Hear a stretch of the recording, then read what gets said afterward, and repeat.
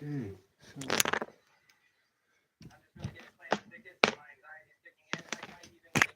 headphones.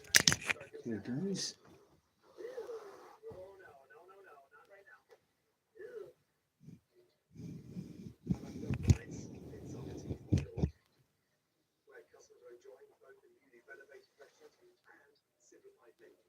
Right.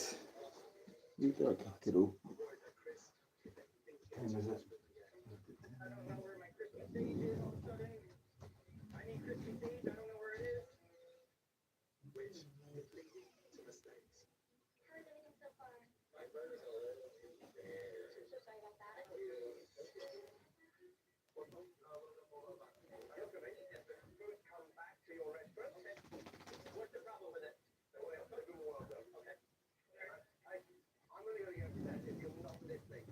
Right, come on, what do you get?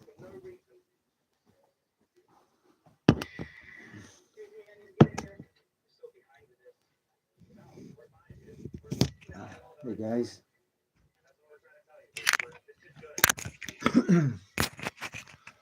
Hello. Could somebody throw a comment up? Just this. Live chat. All messages are visible. Welcome to live chat. Remember to guard your privacy and abide by our community guidelines. Okay, all good, guys. You can hear me okay? Tulip here. Tulip's here with me. I'm going to have a wee drink. I haven't had a wee drink in a wee while. So I'm going to have a Guinness. Are you allowed? I don't think you're allowed to do. Am I allowed to put like Guinness thingy up? I don't think you are you? Two people watching. My mother-in-law's just in the background, guys. Camera shy. We were gonna do a double stunt, you know, like a Morecambe and Wise sort of style thing tonight, but you know, stage fright, too cold. We need to get her drunk. We need to get her drunk. Could somebody throw me a message down or comment, please, just to see. Make sure all messages are visible. This has happened the last time. Welcome to live chat. Remember to guard your privacy. You know, so I think everything's okay. I know I appreciate not everybody can put comments down. Give me 2 seconds, guys.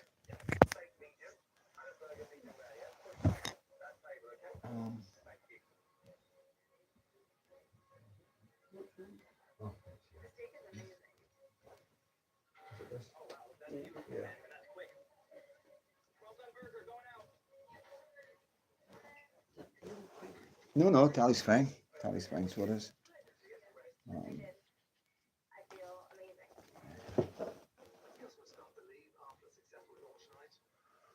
Okay, 5 people watching. Fucking, I'm gonna. I'll comment down, guys. I need a comment down to make sure it's working. But you know what I'm like. Keep hitting this wee button here, but some messages such as potential scam may not be visible. None hide all chat messages, live chat, all messages are visible. So I've clicked all live chat, so we're good. We're good. I'm sure we're good. So I hope we're all good, guys.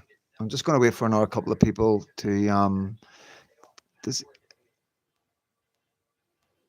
see tell you who's. I mean, I like to know who's on. You know. No, Silver Bullet. Evening, John Rankin. How you doing, mate? Oh, cheers, buddy. Thank you so much, guys. That's all. That's me. That's me happy. See, it just disappeared there. So it must just come up for a wee second, then disappear again. Oh, there it's there. Right, okay. Right, thanks so much, guys. How you doing, John? Hope you're good, son. Good to see you. What's the plans tonight? Are you getting drunk? Family? With the mates? On solo?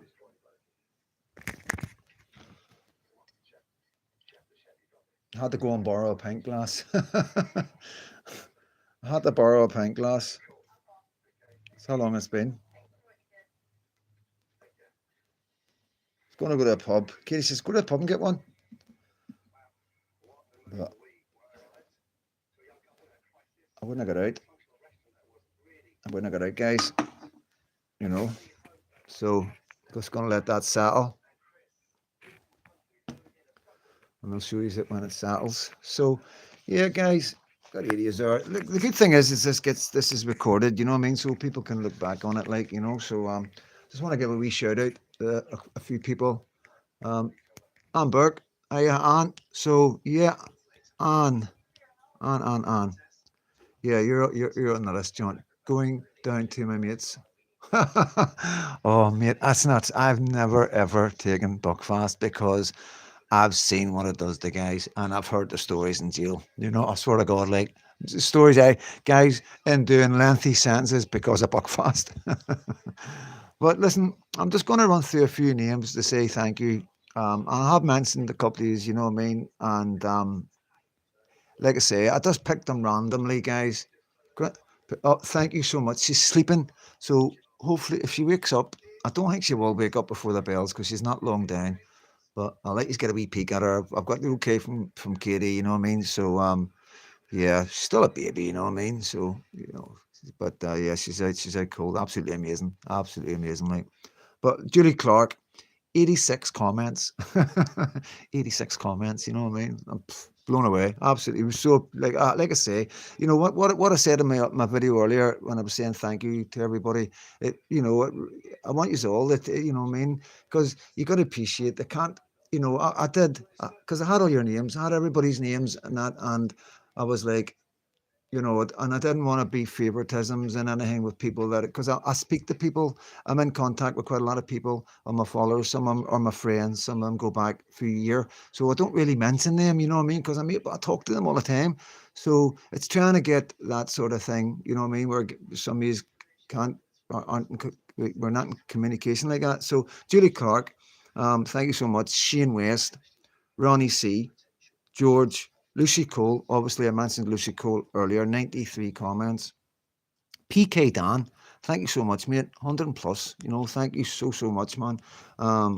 You know, like I say, I try to reply to as many as possible, but doing something like this helps me because then when I see your names, I know, because I know exactly, and it's not about who's left the most comments, but if you're putting the effort in, I think I should make the effort to say thank you and at least definitely reply to people that are definitely commenting every time. And like I say, guys, I'm just getting used to it. I've never done anything like this before. I've only been doing this for 5 months, and like, I'm just blown away. So it's new to me. It really is new to me. And like I keep saying, it is daunting. You know, you're always doubting yourself. So yeah, William Stewart, thank you so much. The Willow Ferry, you know, some guys are new, some guys aren't. You know what I mean? Really appreciate it. Mons, yep, just getting you. Yvonne Tanter and wee bit bunkers.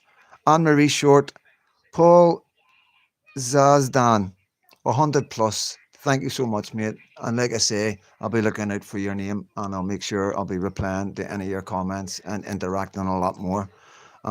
Michael Holmes, thank you. Anne Marie Short, thank you so much. Vanda, feel like I've known you for ages. You know what I mean? Vanda Folks, thank you so much. William Hayes, and me and my writing. And Byrne, I'll get back to 60. Anne Marie Gutteridge, 100 plus. Thank you so much, Anne Marie. I know I have interacted with you quite a few times, so I really appreciate your comments. John Rankin, 98 comments, mate. You know what I mean? Thank you so much. And I know we speak on TikTok and stuff like that, so really appreciate. Sorry I can't reply to every comment. I know sometimes you may think I'm dinging you. I'm never ever dinging anybody. If there's any time you ever need to get in touch with me, just comment it, you know, say check your TikTok or something like that, you know what I mean?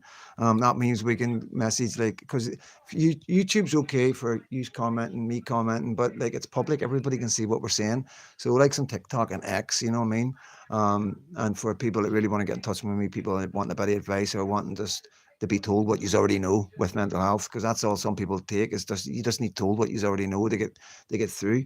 I would give my phone number out, you know what I mean? I'll give you through email, you know, so that's not a problem. Amber, thank you so much. 16, absolute. Can't say enough. Anne-Marie Goodrich, 100 plus. John Rankin, 98. Mons, thank you so much. You're an absolute diamond, and I appreciate everything. And, you know, I have interacted with you. So, AMH, 59 comments. Thank you so much. Linda Ross, good evening, Freedom Dad. Good evening to you, Linda and Mons. Noah, 31. Thank you so much, Noah. I really appreciate it. Wishing you and your family a blessed year ahead of success for your channel. Thank you, Jackie. Thank you so much. Like I say, I haven't got everybody on here, you know what I mean? But I will, you know what I mean? Like this will be this list here will stay here. This book is for YouTube, and you know I'm gonna keep updating it and keep putting little things I need to remind myself for the end of the year, so I can say thank you properly. You know, because this is, like I say, this is rough and rugged. You know what I mean? I started off wanting to say thank you and say a wee bit about every single one of you. I wanted to make it personal because I know what you have said. I can look back at the comments, you know what I mean? And it's not that hard. But, you know, I'm talking 1, 2, 3, 4, 5, 6, 7, 8, 9, 10, 11, 12, 13, 14, 15, 16, 17, 18, 19, 20, 21, 22, 23, 24, 25, 26, 27, 28, 29, 30, 35, nearly 40 people here, you know what I mean? And to do a video like that would take ages, guys, you know what I mean? I just done about 6 or 7, and it was a 45-minute video. I can't help it. I don't know when to shut up. I can't like just go on and say, if I've something to say to somebody, you know what I mean? Like Lucy, you know, then I need to say what I say. I might take a wee, you know, some people it might take 10 minutes to say what I want to say. Some people maybe 5. It's just, everybody's different. You know what I mean? Say, oh, how you doing? Is it Joseph? Good evening, Freedom Dad, and everyone in the chat. A very happy New Year. Thank you, mate. You need to tell me. All right, Mickey, son. Man, you're early. How dare you? Haha. I know, mate. I know. I had everything done. I had everything done, so I did. I need to keep my voice down because mother-in-law's watching. Am I okay over here? Not too. Just tell me because I can talk into the mic a bit quieter. So Noah, Leslie Pithy. Is that Charlie Treston? Thank you so much. 49. No, it's James or James. There you go. Oh, yeah, James. You know what I mean? King James. um, James Adams, Elizabeth Dowling, Linda Ross. Thank you all so much. Thank you so much, Linda. I know you're here. Gary McKay, already mentioned you. You know, had a wee thing. Thank you so much, mate. William Stewart. And Great Chala, mentioned you before earlier on. Anthony Boyle and ATH, you know. Thank you so much, guys. You know, I know I've left a lot of people out. I'm doing my best, but you know I really appreciate every comment. And into the new year, I will be looking out for anybody I've missed, and I will be making an effort to leave a wee reply to the comment. Thank you so much, John. Thank you so much. Thank you so much, John. Yeah, I haven't been in touch as much as I should be, you know what I mean? Everything's up in the air, to be honest with you. You know, I am going to bring a video soon. And, you know, John, for everybody else, that's like I told you when I was fostered when I was 15, 16. Well, my foster brother married a girl in Liverpool, and that's like my father-in-law sort of thing, if you know what I mean. John, and, you know, like it's compared to my life, it's a small part of my life, but the small part of my life that they were in meant a big lot. If it's hard to explain, you know what I mean? It's like it's difficult, very difficult. So it is, you know. I'm not very good. You know, I'm not very. I'm the type of person, and quite a lot of you would probably agree, or people that's got mental health, because a lot of you are dealing with stuff as well. I imagine, and I find it difficult to like with relationships is to hold on to relationships, like because I'm all over the place and I'm non-stop, and before I'd settled down, you know, I was all over the place. I was never in one place, you know what I mean? I was never where I should be, you know what I mean? I was never where I should be, and that's the God's honest truth. And you know, my way of like showing love was like giving people stuff, you know what I mean? And if I couldn't do that, I was lost. I didn't know what to do or how to show people how much I cared, you know. And that can come across as I don't care to people. And the people I care about the most in life actually don't think I care about them. And I know that, you know what I mean, because of the way I am. But that's something I need to deal with and work on still at that age, you know. Um, couple of YouTube channels I've got to give a tip my hat to, and obviously, like one of the first ones is Lee, British Patriot. Um, Lee, British Patriot, is an absolute gentleman, and it's like the devil's trying to keep us apart, guys. You know what I mean?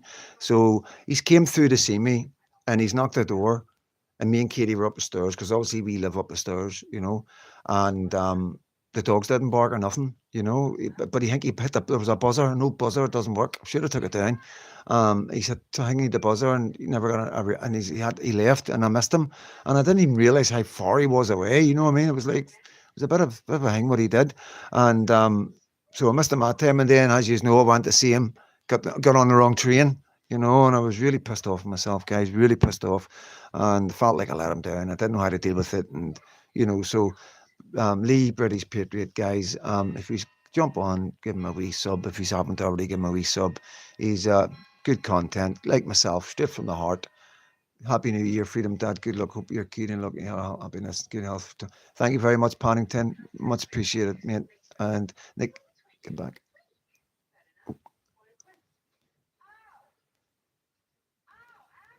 Uh, Happy New Year, everyone. Be safe. Nick Pricey. Yep. So I shouldn't really. So Lee, absolutely amazing guy, and so Happy New Year, mate. You know, have a good one, and obviously Paz. Cannot go without saying Happy New Year to Paz. You know, Paz 49, absolutely amazing guy. Like I say, I'm not going to go on and on about it. You know what I mean? You know, he was there for me, and he didn't even know it. You know, and like I know it's just like doing YouTube channels, but this I honestly think some of these YouTube channels can have an effect on people if you do them right. You know what I mean? If it can, for me, it felt like, you know, out of all the madness, there wasn't many people really saying what what was going on. You know what I mean? Everybody was skirting about the issue, and Paz seemed to be there, and it was the way out with the walks and stuff, and it was the opposite of what I was doing at the time because I was locking myself away. Um, so when he was out and about doing what I do now, you know what I mean? That's where I got that from, to be honest with you, from Paz. You know, if I hadn't seen Paz doing it, I probably wouldn't have done it. I would have probably maybe waited till I had money and got a podcast and all going and set up a studio or something like that if I really wanted to do it. Um, so yeah, big thanks to Paz. And I have to say, he's been an absolutely generous, kind guy as far as like getting me subscribers and, you know, not caring about the whispers, you know what I mean? And just, you know, being man enough to say, there's Freedom Dad. He brings some good content, and you guys came and jumped on from his channel and gave me subs. So, and quite a lot of you have stuck with me, you know, and okay, how many YouTubers do that? Really, like, how many YouTubers actually promote other YouTube channels? None, because they're scared. They don't want to. They don't want you going watching them and not watching. You know, that's, you know, they don't realize there's enough for everybody. You know, you don't like. I don't expect you to watch me every day, but at least I'm here for you. If you fancy a wee change, you can jump on, see what Freedom Dad's saying. Maybe catch a couple of videos at once or whatever if you're bored. You know, I'm not here like everyday thing, like giving you up to date news. I'm just talking random stuff that, you know, you either relate to, you don't relate to. Not everybody is for everybody, but you know, I like to think that my part of my job is to bring you the best content that's out there. So if I see a YouTube channel that I think that you would like, I'm telling you, you know, I'm telling you, like, because I know you are going to come back to me because I'm giving you such good information. And these guys don't realize that, you know, if they're going to sit there and go, here, that's a good be channel there, or that's a good be channel there, there's a Patriot that's starting, you know. But no, they don't. So fair play to Paz 49, guys. You know, he stands out from the rest. No two ways about it.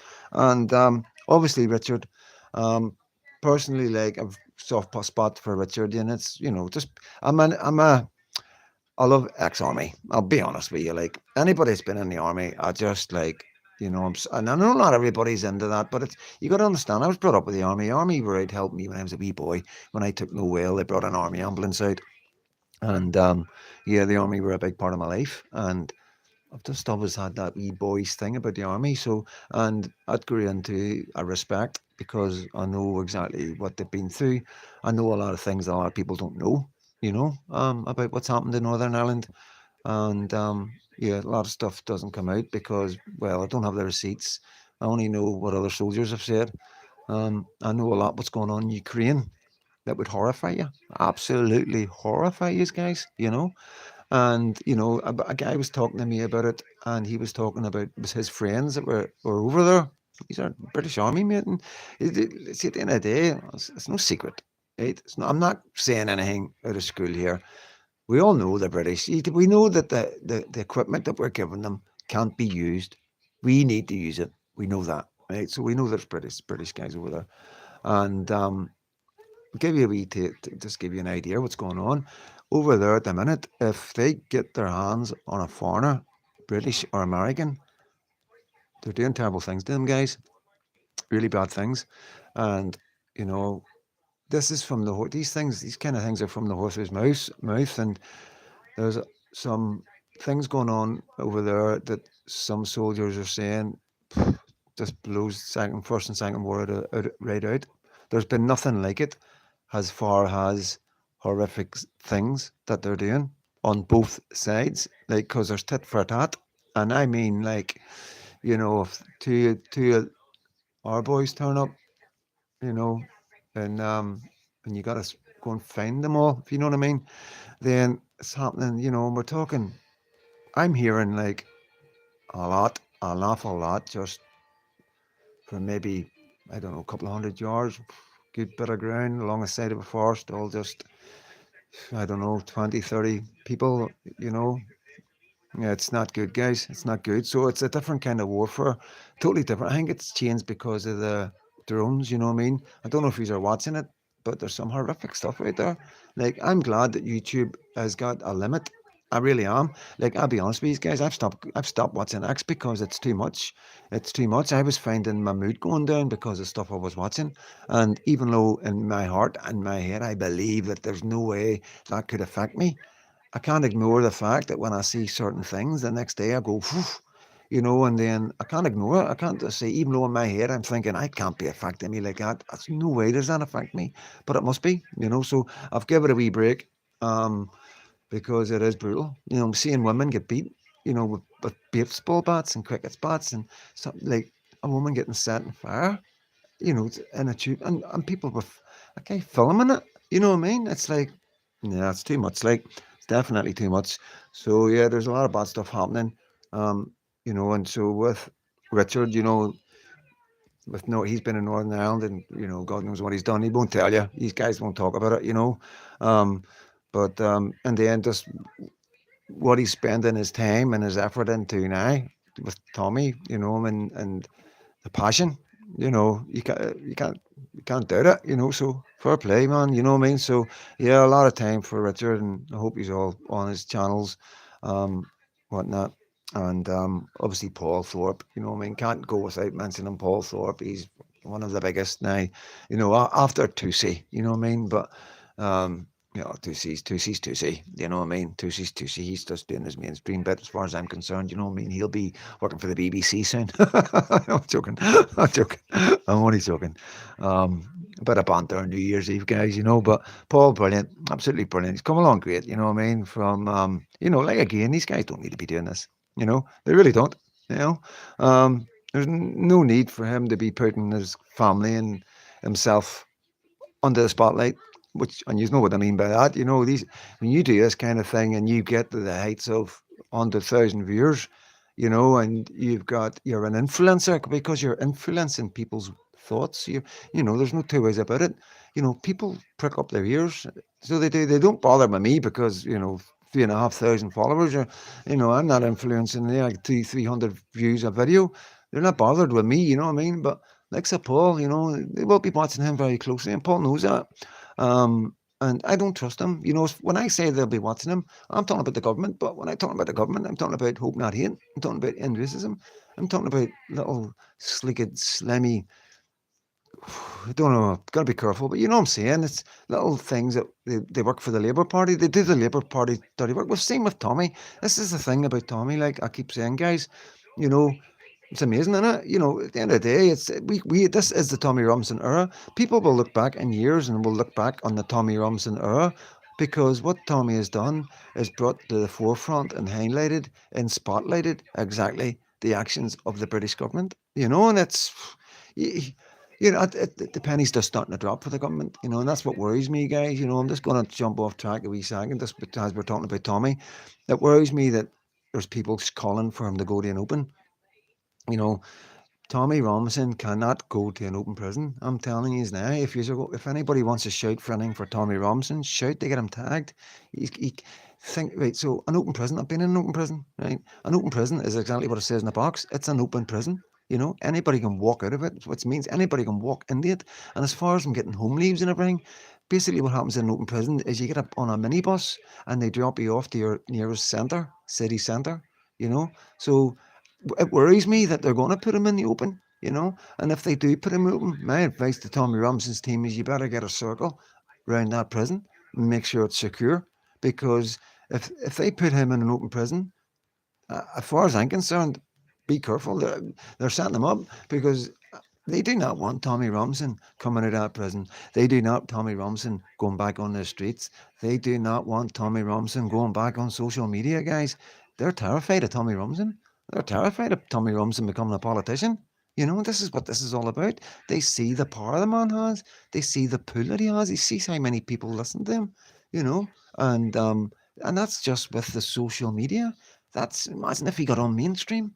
Can you imagine Tommy Robinson get on Newsnight every other week or being interviewed in Sky? You know, whenever whatever topic comes up that he is good at, like immigration or anything to do with politics, he's an expert now because he's been dealing with them for so long. They've been his enemy, you know. So yeah, you know, I don't think people realise the good. You know, it's not all doom and gloom. Tommy Robinson has suffered for a reason, and he's a very intelligent man. You know, and God bless him, man. God bless him. And I just hope he keeps the faith. I hear he's going to church and stuff, and I hope he gets born again because that would be absolutely amazing. That would be amazing if Tommy Robinson was to become a born again Christian. This country would just, I'd have so much confidence, you know what I mean? Because that's what we need. We need Christianity back, guys. We need Christianity back in Parliament, you know. Um, we're losing it, the king, it's gone there. I hear Prince William's an atheist, you know what I mean? And I just can't get my head around that, you know. I've even heard rumours about King Charles that would horrify you, but I'm not going to go into that in my life because I don't know what kind of trouble that would get me into. But just talking about religion, you know, some not good things I'm hearing. Everything seems to be changing, um, but I just want to talk about um, who's with us and who's not with us. You know, basically, um, everything that's been going on the last lot of months. You know, between the Manchester guys, you know, and you know we lost a good patriot. And I don't want to.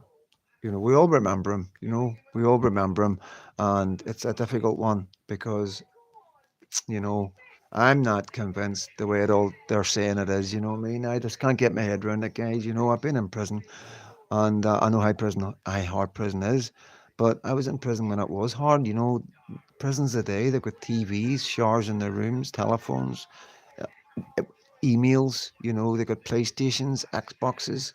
They got the gym. There's a prisons changed from the old days when you were pissing in a piss pot. And, you know, I'm just struggling to find that this man did what he did.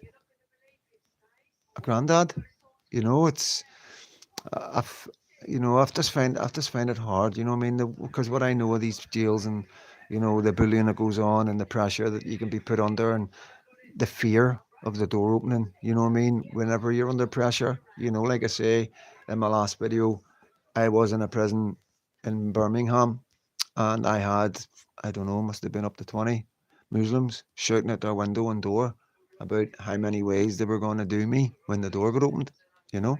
And I was sitting in that cell in an English jail on my own, you know, and waiting for the door to open. Obviously I was tooled up and I was going to take as many as I could with me, but it was terrifying, absolutely terrifying. I was only 19, you know, and when the door got opened, all these English boys came in, and they called me Paddy. I hated it. I hated being called Paddy, like, and they called me Paddy in England. And they all came in. The cell filled up within seconds of all these boys, man. And they were like, Paddy, we've got your back here, son. And I was like, thank God. I was in trouble, you know what I mean? I was in a lot of trouble, like, but yeah, it is what it is, you know what I mean? It all came from something that happened in the showers between me and one of their main guys, and it didn't turn out too good for him. And it is what it is. I cheated a wee bit, you know what I mean? Maybe used a weapon, but he was twice the size of me, you know what I mean? And like full of steroids. Like we were only, it was at YOs. It was Swinfen Hall, if anybody knows Swinfen Hall. It's in Birmingham, long-term prison for young offenders. So just everybody's young, everybody's doing a long time. So it was a pretty mental wee jail. Aylesbury was worse. That was another long-term prison for young offenders. There's only two in England when I was down there. Aylesbury was the first one, and then out of kicked it out, and then Swinfen Hall, and then they had this deal called Portland, and that was for people that they couldn't handle. That was the worst jail in England. That was, I got a beating in there like I never got a beating before by the screws, and kept in solitary confinement for 3 weeks. Brutal, absolutely brutal. Straight away, no messing about. Yeah, but yeah, people. So yeah, I want to remember, the guys that aren't with us, and you know, I wanted to remember the guys in prison. You know what I mean? These guys are in prison for words. Most of them, we all know. I'm not going to go into it because you all know. We're all patriots. We know exactly what's going on. And on the flip side of that, it's taken 5 months for them to charge these two characters from the Manchester airport. You know, and like if you watch my videos, I made it clear that that policeman was in his right to kick that guy in the head. There's no two ways about it. I've been around armed police all my life. I know what they're allowed to do. If they think for 1 minute that you've managed to get one of their guns off them, they're doing whatever they need to do to disorientate you, rather than you get that up and pop one off. So the only place that they can do is kick you in the head. That's what they're told to do. And when I watched that video, you could tell the way they were moving, where the hands were. You know, that cop did think for a minute that he had that weapon, and he couldn't see his left hand was down by his side. And when the cop thought he was out, so he was leaving him. It wasn't until he turned his head round. So when he turned his head round, that cop, he was looking to see where the cop was so he could pull the gun up. Because you're not going to shoot blindly. You need to look first. You're always looking before you pull the gun up. And they're trained. They're trained for all that. So when that guy turned his head round to look at the cop, that's when the cop kicked him. So it was all legal and above board as far as I'm concerned, guys. And there was no question of anything else about the assault. Everybody's seen it. We've seen him breaking her nose. We've seen what the other guy done. There's no question about it. There's no mistaken identity or nothing. As far as I'm concerned, one of the sons should be getting done for hitting his ma. He should be done for assaulting that as well on her, because he hit her crack in the jaw as well when he tried to hit the copper. So it's all plain for everybody to see. But for some reason, we waited 5 months for them to get sentenced. And the other one is a wee bit gets under my skin is this Ricky Jones guy. It's like, how did he get bail? Why did he get bail? Why did everybody else feel the full force of the law? You know, that, I really ask that question all the time. It doesn't make any sense. It was a time of unrest in our country, and the government came down heavy on everybody. They set an example, which is fair enough. Try and stop the riots. I understand a wee bit. The scare tactics they do. They done it with me when I get 18 year. They give me 18 year for robbing banks. So other Belfast guys didn't come over and think about doing it because the ceasefires were just called. So there was a lot of guys in Belfast that weren't allowed to pick up a gun, and the Scotland, you weren't allowed to pick up a gun in Northern Ireland, but you could pick up a gun in Scotland or England or anywhere else in the world. You know what I mean? We just weren't allowed to pick up a gun in Northern Ireland. It was a ceasefire. End of story, and I did get into trouble for it, so I wasn't going to take an odd chance. You know what I mean? I was very lucky the first time, so I wasn't going to take an odd chance. And that's why a lot of guys come over to Scotland. You know what I mean? And yeah, so I understand where they're coming from, but I don't understand why there's a difference. Why this guy used a social media platform to incite hatred, allegedly. you know, we seen it. We seen exactly what he said. We seen exactly what he done. You know, and you've got to ask a question. If I had been Tommy Robinson, what do you think would have happened? If I had been you or me, what do you think would have happened? Doesn't make any sense, And they say there's no two-tier. It's like standing outside with the government at night time, looking up at the sky, the pitch black sky, and them telling you it's not night time. That's what it's like. It's nuts, absolutely nuts. And yeah, so just take. I have wrote wee notes, just wee daft notes, and make so I covered everything. And then anybody wants to ask any questions, I haven't seen any messages, guys. Oh, hold on. Oh, here we go. Sorry, guys, he's disappeared. Dunmore Block in early 90s. Yeah, block. Oh, I know. It's the block or the digger or the boards. The boards is Northern Ireland. So it is. Yeah, okay. Freedom, my lovely, and all then chat. I'm done with these. I'll catch up this amazing live in 25. God bless you. All have an amazing new year. Angie, Vanda, thank you so much for all your input this year. You're absolutely amazing person. And Happy New Year. Mons, has everyone signed the pledge yet?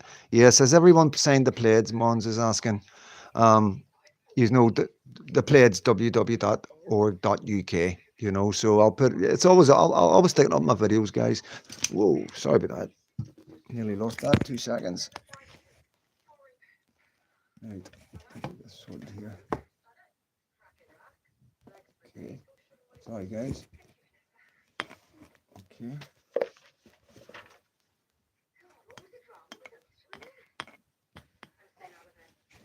Oh, I can hear baby.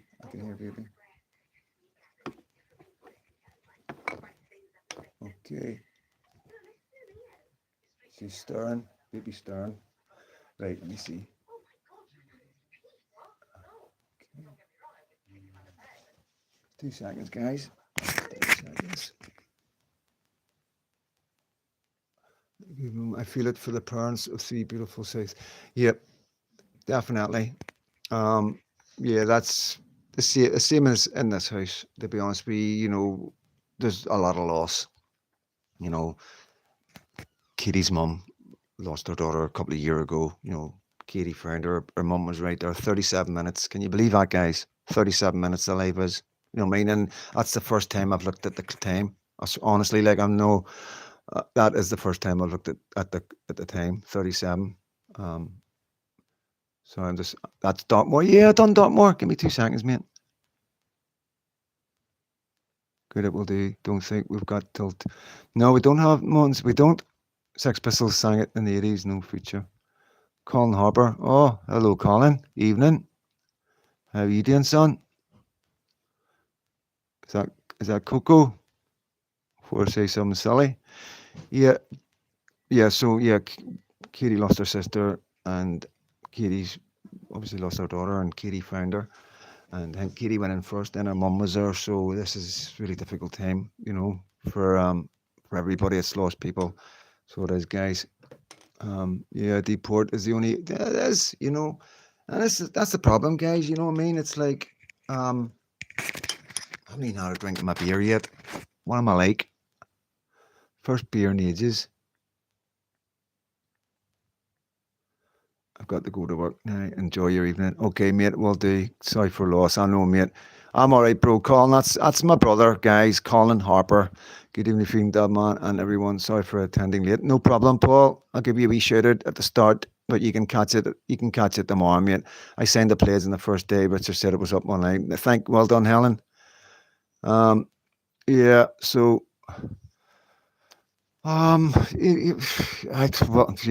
It's difficult, guys. Don't be panicking, Freedom Dad. You're doing well. Live shows always have. I know. Thank you so much. But yeah, no, totally agreed, guys. The only thing is deportation. Like I was talking to my neighbor today, and like he owns his own business and everything, and like works non-stop, guys. And we were talking about his missus just left. No problem, guns, not a problem, son. His missus has just lost her father, and they were talking about and his daughter's having a baby, and absolute nightmare, guys. And it's just what me and Katie went through. There's no room. There's no room in any hospital. There's too many people. Like there is a lot of foreigners in our hospitals, and of course they deserve as much care as we get.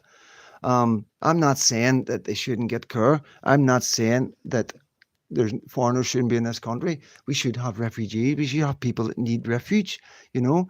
But the problem is our NHS can't cope, guys. It really can't cope. And I've seen that with my own eyes. I'm hearing about it. And people are dying. People are dying. You know what I mean? But yeah, Dartmoor, man.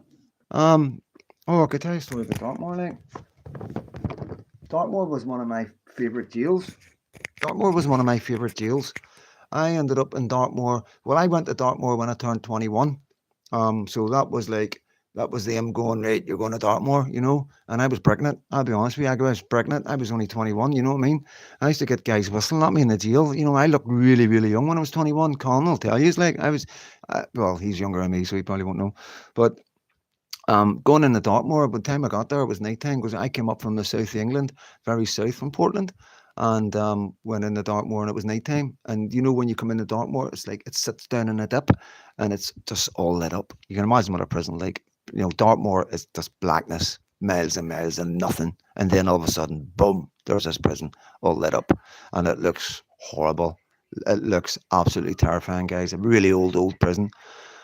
Thank you, Colin. Thank you very much.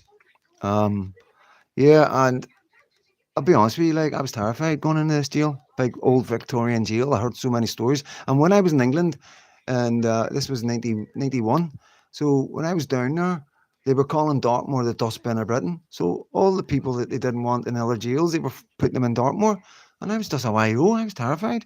And so I went in the A wing, right? This is nowhere to lie. So this is in the evening time. So everybody, this is back in the day. Remember, I was telling you yesterday, like the landings, you could go from bottom flat to top flat. You know what I mean? It wasn't all closed off like it is now. It's all like super halls now. It's really horrible, like horrible prisons now.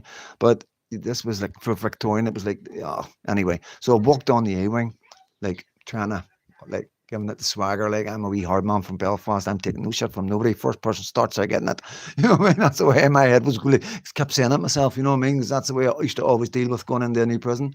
And I just heard Paddy. And then Paddy, and then looked up and Paddy. It was just like loads of guys that had been in diggers with the block, like other punishment in all different jails in my sentence. Because when I got this was probably I'd done about 2 year. By the time I turned 21, I was 18 when I got sentenced. When I got 6 year, so I'd done about 2.5 year by the time I was 18, 3 year. So I still had a year to do. But yeah, it turned out some of my best mates were there, and it was amazing. It was a brilliant deal, absolutely brilliant. I ended up going on the PT pass, done my community sports leadership award. I used to take other guys for the gym classes. I was the second fittest in the jail. I loved it. The screws were brilliant, dead respectful. All the cons were hard men, and all the screws respected them. They respected the screws. There was no messing about, no bullshit, no bullying. It was brilliant, absolutely brilliant deal, you know. And then I ended up getting home leave from Dartmoor, and I know some of you know this story. And I got home leave. Colin will remember. I got home leave to Colin, my foster family. And I had a ponytail, Colin. If you remember, I had put the ponytail because I wouldn't let nobody cut my hair in England. Let's make sure this is still working. Yeah, I think so. And yeah, I went back to Colin, and then I went back over the road, and I was sitting in the house, and the governor called. You know what I mean? And phoned from Dartmoor, and he's like, "Mr. Sinclair," and I'm like, "Ah." He goes, "Don't be coming back to Dartmoor." I'm like, "What?" He goes, "Hand yourself into your local prison." And that was my jail sentence finished in England. You know, but yeah. Dartmoor was an amazing prison. No two ways about it. And that's funny, isn't it? Like that, that sometimes things come across like differently than what they truly are, went up to the wood, like yourself, mate. I don't know if it's still was it the 90s guns. Then it was a brilliant jail. You know what I mean? There was good jails. You know what I mean? Back then, there was no like Birmingham. Like I say, there was Muslims. I had problems, right? But I also had really good friends, Muslim good friends. And there was good. I ended up having good friends in this prison. You know what I mean? Good evening, all right, William. everyone in the chat, keep the good work coming. Enjoy your videos. Try watching every day. Not a problem, mate. You know, it's there for you to watch. You know what I mean? And if there's anything you want me to cover or talk about, or like I say, guys, I always emphasize that I'm here 91. 91. So it would have been the same time as me. 91. 21. Yeah, 92 would have been 91, 92. So what I mean, A-Wing, I was the gym pass man, the wee man, it was the wee YO, was the pass man. It's a long time ago, mate, I don't know, you know. But yeah, it would have been 91. 91. I was born in 70, guys. Born 70, so 21 is when I went to 21, so 91, 92. Yeah.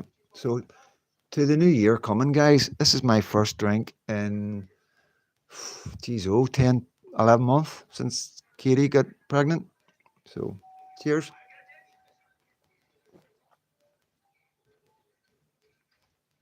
Can't you go wrong with Guinness, can you? Oh, I've never liked beer, guys. I've never been a beer kind of guy. So, I'm going to go on about Catholics and Protestants, but I want to talk about UFOs. I love UFOs, you know what I mean? So, I don't know if any of you have seen about the fog. If you haven't, sometime tomorrow, just put in the YouTube fog. That's all you need to do. Put in the YouTube fog. For some reason, right, so you know there's been orbs being spotted. You know there's UFOs, right? You know there's aliens. Oh, right. So I think we're all past that stage now where we all agree there's aliens, right? And you've seen the footage of the way they move, and nothing makes any sense. There's no G-force. They can go zip, zip, zip. It doesn't make any sense. You know, they can go through the water and there's no wake. Yeah, fog and Fox Boxing Day after. It's been all over America. It's like it's all over the world, guys. I mean, it's really strange, you know what I mean? And I truly believe it's stopping us seeing what's going on because so many people are now looking at the skies with their phones, you know what I mean? And the phones are so good, they're picking up really, really good stuff. And there's something going on, something big's coming. I've been saying, and I've done a video on it. There is something big coming, and it is a bit scary, like, you know. We know that they've found aliens. We know that they found alien craft. We know they've got four craft. We know that they've got what made the crafts move. So I don't know if you know this, but they've got this thing, and I don't know how to describe it because I haven't seen it. Yeah, that is true, John. Guinness didn't travel, but now they make it in Scotland. You know, they solved that problem. But when Guinness first came out, and there was only the Irish breweries, it didn't travel. You're right. You know, but like I say, they now they make it all over the place now. So they do just like most beers. You know, um, but so these spacecraft, they've got an anti-gravity thing inside them, and it's like a machine. And I know this is what's happened for sure. Every sort of 10 years, they go around and get the busiest people in the world, and they bring them into Area 52 or 51 or whatever it's called, and they try and get these people to reverse engineer. I worked for Scottish Office in the 80s. I did questionnaire for all the Scottish prisoners. Some of them filmed it, and other. See that again?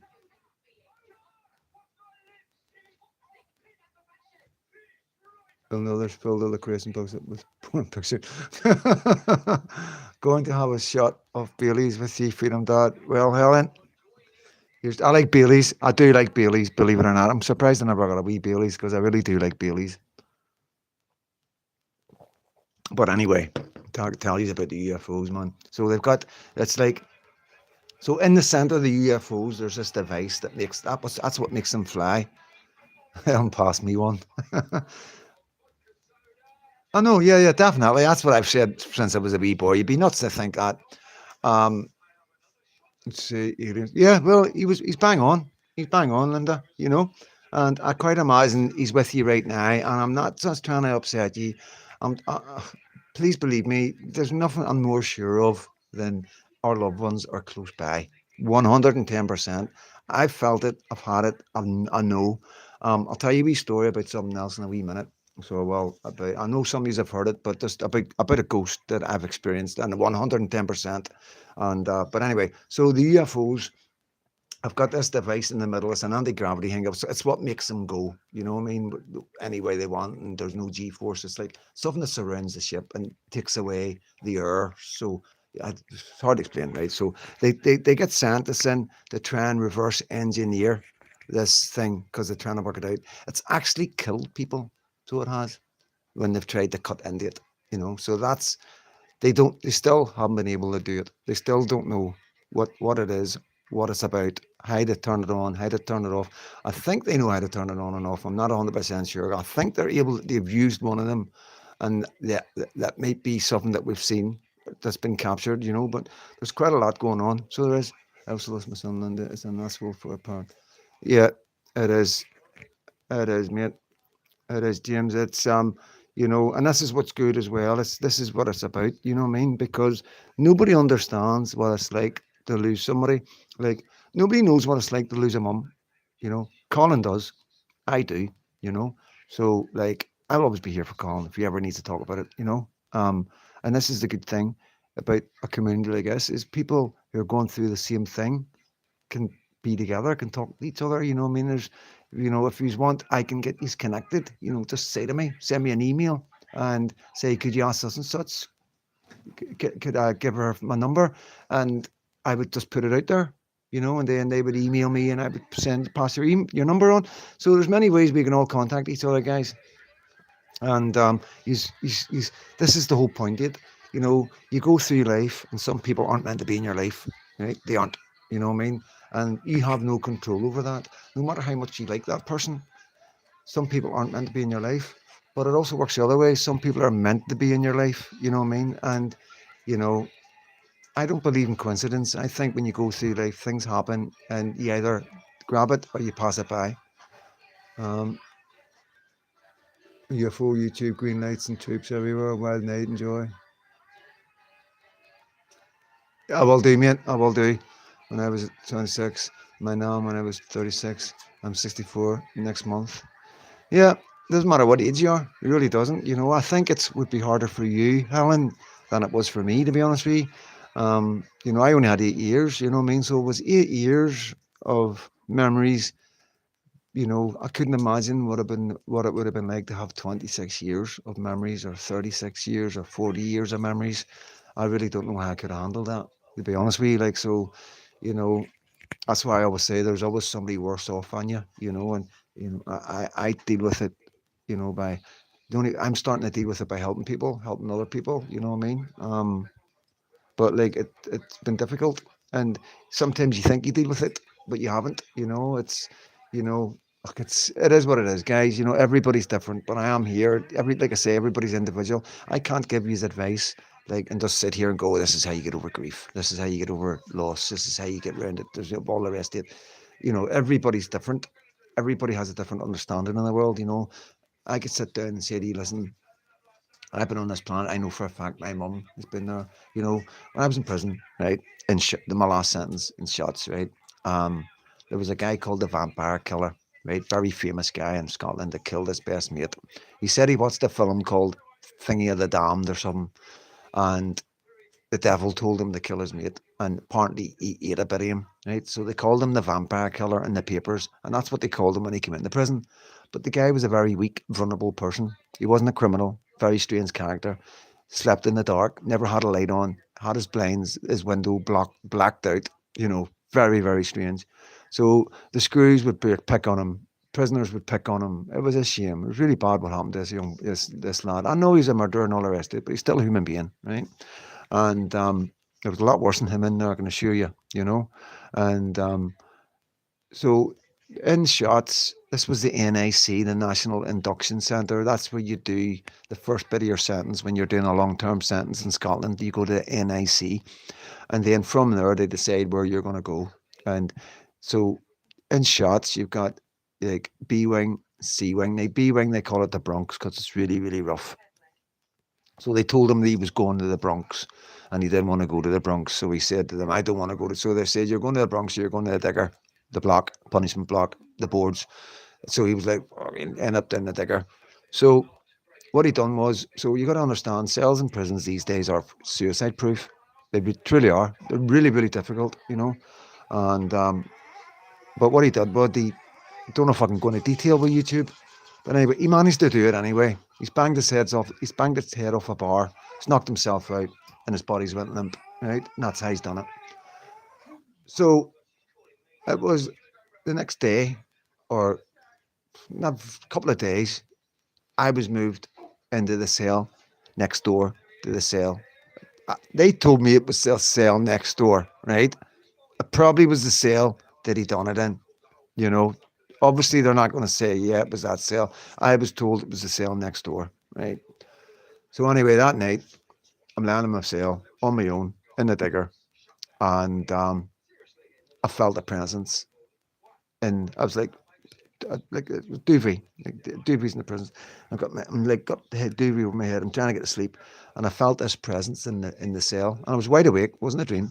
Felt the presence in the cell, and I was terrified. I'm not going to kid you on. I was absolutely terrified. I knew for a fact there was somebody in that cell, right? And I never seen, I never looked, I couldn't dare look. I was terrified.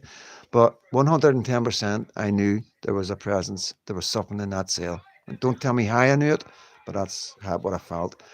And so the beds are bolted to the floor from the base of the beds. Are bolted, so you can't use them as weapons. You can't rip them. You know what I mean? They're solid.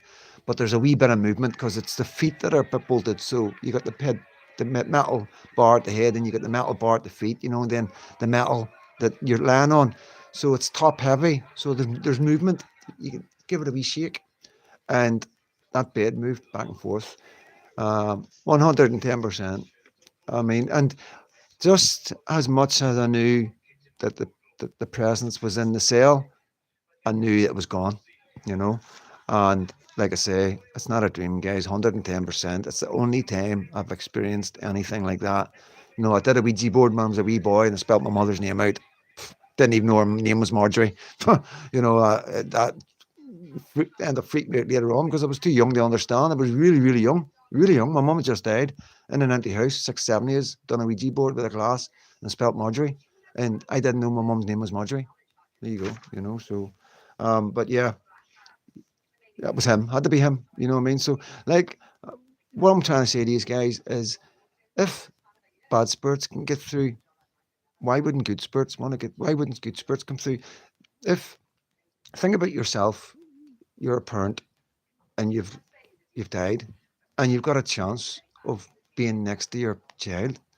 You're next to your child, bringing up your grandchild and seeing them live and being around them as they're living their life. You know, they can't see you, they can't feel you, but you're always there. You know, as far as you're concerned, you're right there. You know, there's no interaction, but you don't need interaction because you feel amazing. You know, that's what people say when they die. A lot, I mean, because I like to know these things. Obviously, a lot of death around me. You know, an awful lot of death around me, man. And so I like to know. I've looked into it, studied it, you know, for my own well-being. Because I like to think my loved ones are there, you know, and the feelings that I've got, they've been there. You know what I mean? Like I told you, when I was really young, and I just got out after doing a 3, and I was getting arrested again for another armed robbery. That was the England one, and I can remember in the cell, I was a bit upset, you know, and I was like, why, why? You know, I couldn't believe I got caught with a camera in another fucking shop that's got me coming out of the building society. You know what I mean? The job was done perfect. And I've took my mask off because I'm going into the city. It's a city centre, and I don't want to be wanting about with a. You don't want to go running out with a balaclava on and everybody looking at you. So you're trying to make look as normal as possible. So as you walk out the door, you pull the mask down. You've got a baseball cap on, but the mask comes down, so you look normal. This day and age, you could wear a mask and nobody would think twice now. You know what I mean? But back then, somebody wearing a mask would look strange. You know what I mean? And I pulled the mask down, and a camera pointing to a shop out the shop as people were coming into a shop opposite. It was watching people coming in, and it caught me. You know. And I was in the cell. I was distraught, you know, just a young man. I was enjoying life and whatnot, and I was fucking banged up again. And I didn't know how long I was going to get. You know, I got 5 years that time with an extra year for fighting, and but I didn't know I was only going to get 5. And plus, I was arrested for conspiracy to cause explosions, so I was terrified. I thought I was going to wait for a long time, and I can remember going, why? And I swear to God, this voice came into my head and said, "It's for your own good, for your own good." And like, man, I was like 18 years old. There's no way on earth I thought like that could have came into my head for me, for my own good. And it wasn't till you get older that you think, oh, aye. And then you realise that was my mum. That was my mum saying it's for you. Or, God, whatever. I mean, I believe it was my mum. I get through the day with that. So, but yeah, so 110% people, your loved ones, if you, I can't speak for husbands and wives, right? I can 100% in my heart. And I'm not just saying this, I truly believe this, guys. If you are connected, DNA, either mother, father, son, daughter, child, then you're connected in the afterlife. No two ways about it. No two ways about it, you know. And I know a lot of people find it hard to believe, and because it can't be proved, and it can't prove it. But at the end of the day, you've got to think about it. Everything dies, comes back. Our trees, the leaves fall off the trees and they grow back. You know what I mean? Everything comes back. So why wouldn't we come back? In one way or the other. Why has it got to be the end for us when everything else can come back? So in nature, we are part of nature on this planet. And I honestly believe that there's a lot more to this. This is just a small part of what's ahead of us. I really do. I do think it's the fact that we've got good people and bad people, and we've got so bad people. We've got ISIS and some of these new terrorists that are coming along, and the things that they're doing, and the way they're unliving people. That's another level of violence, guys. You know what I mean? Things have changed. Every single pop star, nearly every single pop star that's made it really big in America are all worshiping the devil. They've all got the planet Saturn, Satan. Do your research. Every one of them have got a planet Saturn tattooed on their body. Now, we all know what Saturn is. We know what the resemblance of Saturn is with the devil and the rest of it.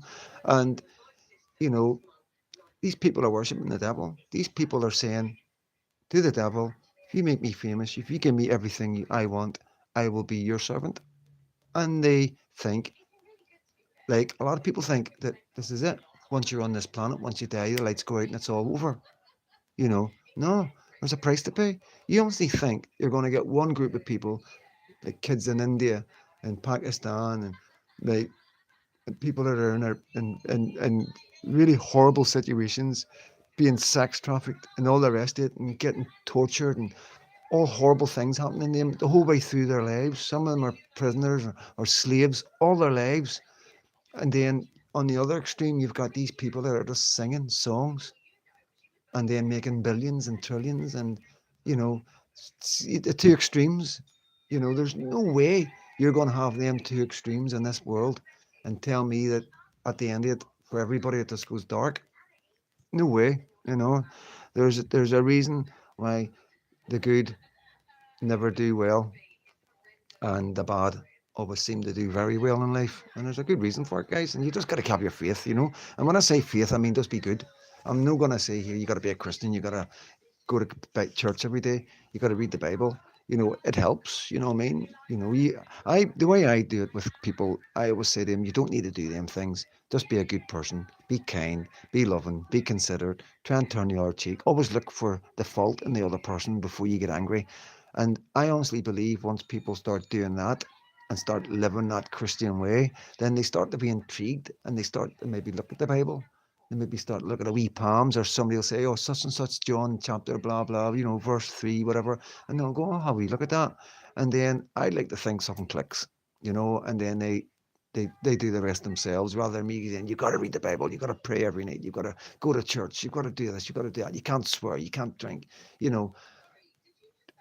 I'm not telling anybody you don't have to be an angel, but you've got to try to be an angel. That's all you got to do. You've got to try your best to be an angel, because the devil is going to tempt you.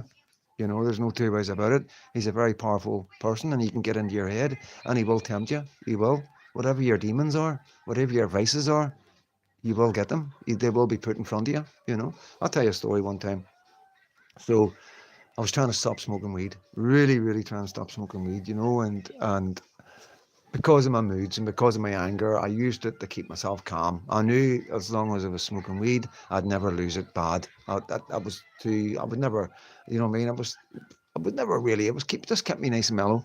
But it was getting to a stage where I really wanted to stop smoking it. You know, I wanted to get healthy and stuff like that. And I could stop smoking, but I just couldn't stop the weed, you know?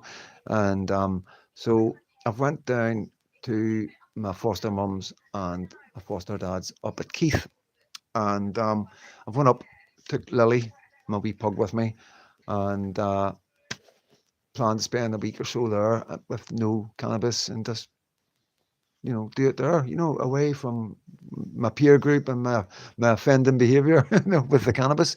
So yeah, I went through there and everything was brilliant. 3 4 days, I'm starting to get a good sleep and everything, and but I'm still craving, you know.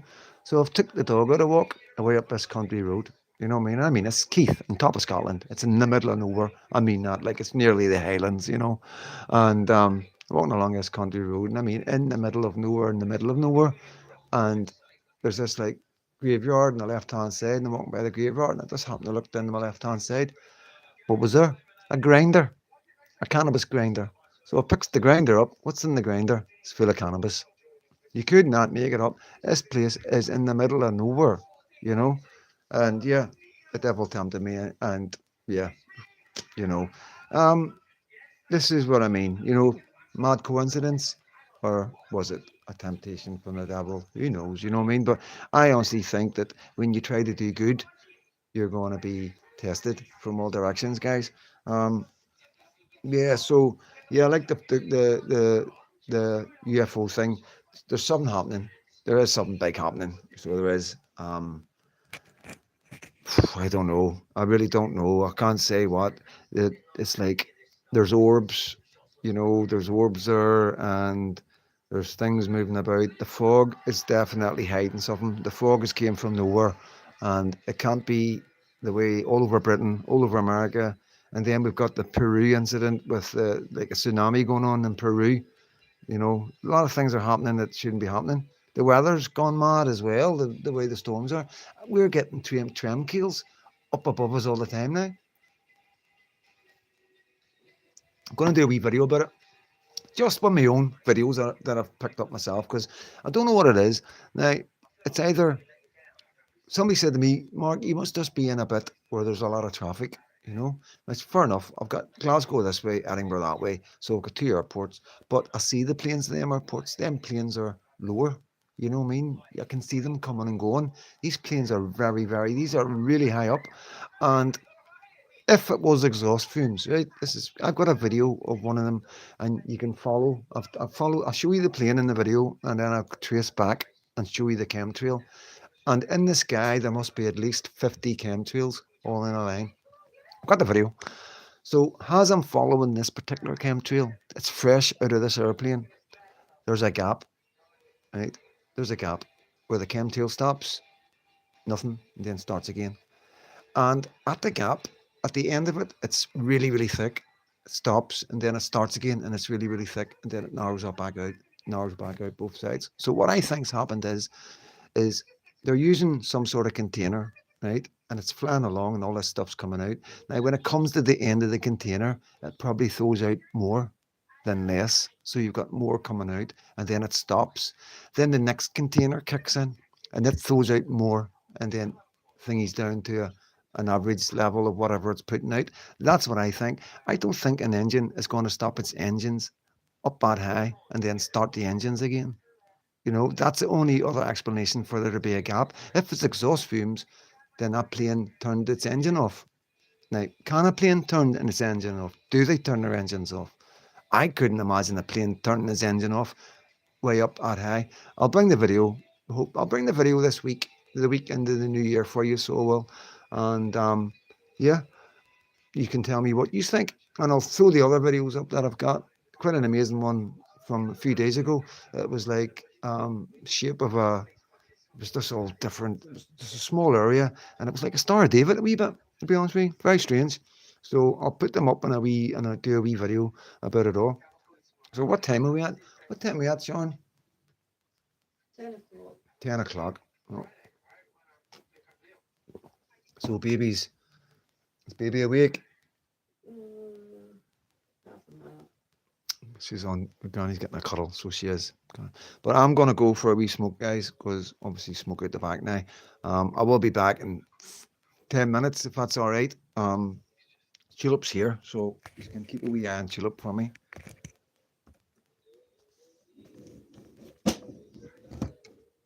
There she is. Wee loyal Tulip. Come here, my girl. Oh, big moans and groans. You're as famous as I am in this. They love you as much as me. I haven't seen any hingies, guys. Oh, see, I'm not getting these messages. Right, I'm going to go through these messages. So I am.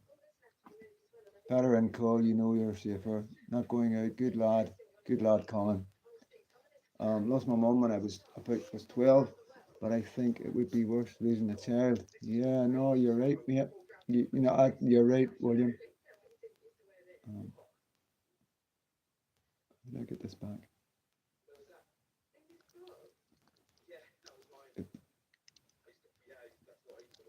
Wee bit bunkers. All right, my man, how you doing? Mickey Mouse, no life after death. I don't think I could hack another life after this death. There's too many mistakes. But come on, do you think it's going to be like this? Do you think you're going to go through this to get something worse? Honestly, Mickey. Step by step, day by day. Yeah, definitely. It's not your fault. Come on, man, let's enjoy. That is not your fault. Come on, man, let's enjoy. Not sending. Yeah, you're right. Yeah. Yeah, we call them mystery parcels in Northern Ireland.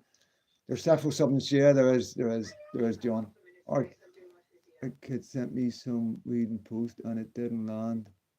Letter was perfectly sealed. No, it's not good, mate.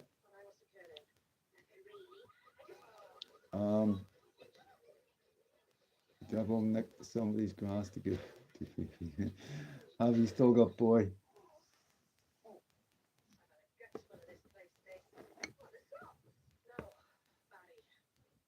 Boy.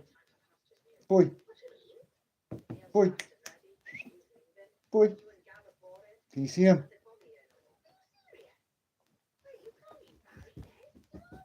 He's sleeping. I think we want to see him.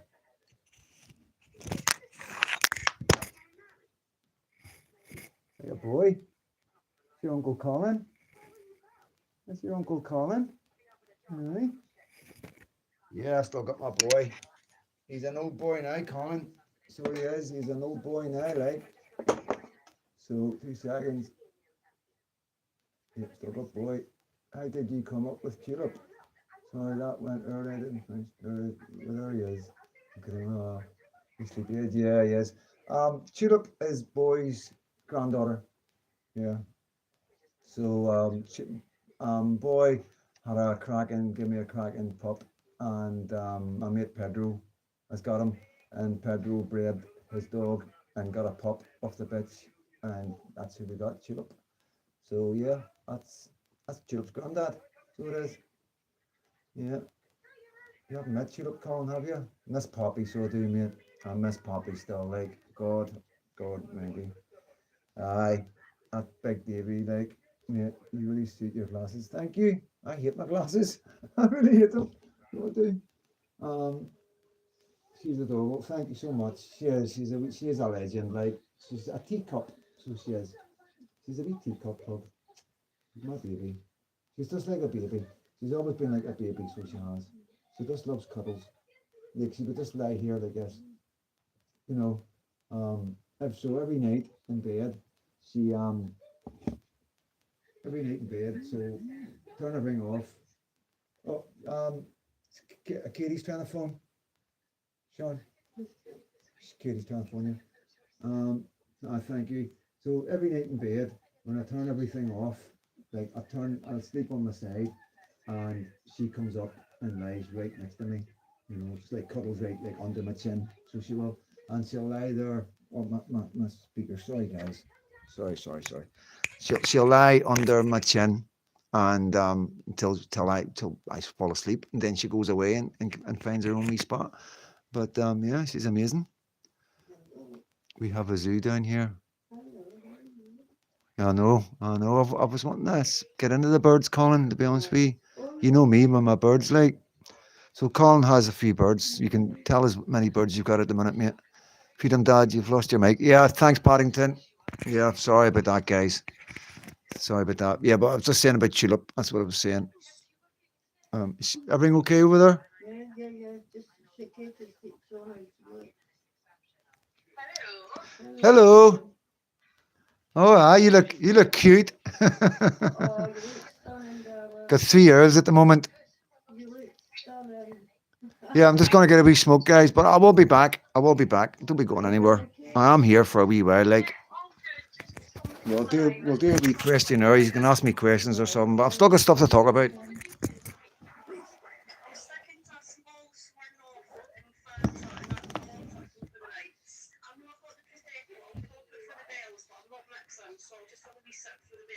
Yes, here. Right. So far, Hey, good looking. What you got cooking? Yeah, don't have any trouble tonight, missus. Look, looking like that, right? Won't be long, guys. it's going to bring your life and start you can even. What are you on up there? Nope. You stay there. I won't be long. But you look gorgeous. Good man.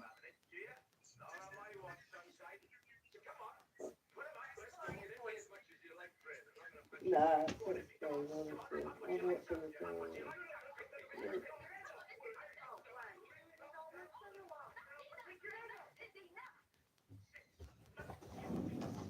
I've just remembered. I can take this with me.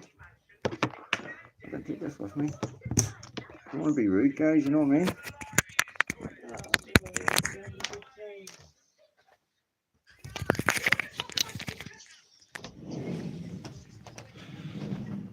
Yeah, there you go, guys. Just gonna get a wee smoke at the back.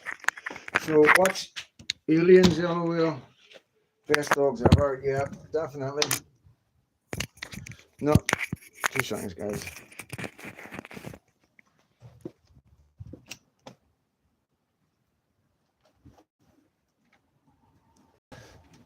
Yeah, Ridgeback, Rhodesian Ridgeback. If anybody's going to get a Rhodesian Ridgeback, definitely. What happened? What happened with my Ridgeback, guys, was so when Sammy died, when she was in the house, obviously, and she was on the phone to me telling me she couldn't breathe properly, and I told her to phone an ambulance. So she phoned the ambulance, and I think she died when she was on the phone, or she was dying when she was on the phone, and the ambulance crew couldn't get into the house because of the dog, you know. So I didn't know where I would have been with the dog after that. You go, because you understand everything was a wee bit. Things were really bad because it was like it wasn't like I was expecting it. You know, it was out of the blue. She just died. You know what I mean? And then I didn't know how I would have took it with my dog. So I asked my mate to look after my dog, and about a year passed, and I wasn't seeing any photos of the dog or nothing. I was starting to get a wee bit worried and asked for the dog back. And he's like, "You can't get the dog back." And I was like, "I'm getting my dog back." So anyway, long story short, I got my dog back, and the dog was terrible. She was like twice the weight. She was fat. It was horrible, absolutely horrible. And then she died a year later. You know, so whether that was to do with that, I don't know, you know what I mean? But it was just one of them situations. But she was an amazing dog, you know, and I taught her to be a guard dog, so it's my fault, guys, you know. 2 seconds. I don't want to even smoke on camera, to be honest with you.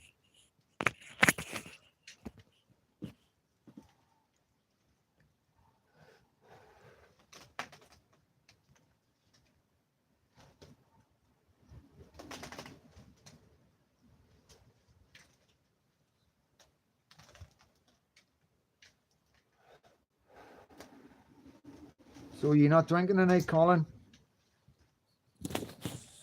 You're not drinking tonight, Colin?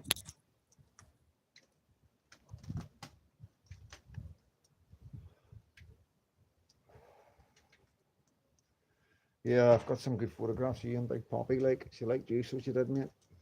She definitely liked you.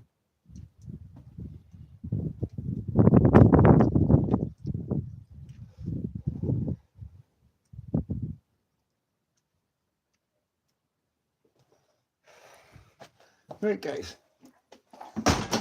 Working class kitchen. Turn the electric off. We actually pay our electric bill.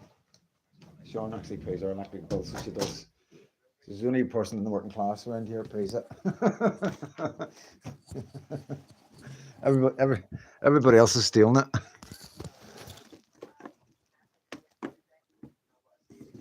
Oh, I know a guy. Oh, 2 seconds. Oh, 2 seconds. I won't grab my beer.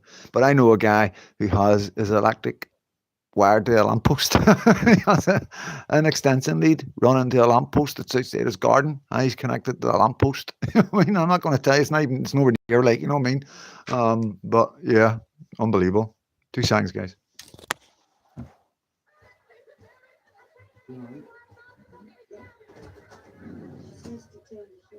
Oh. I'd like to think so.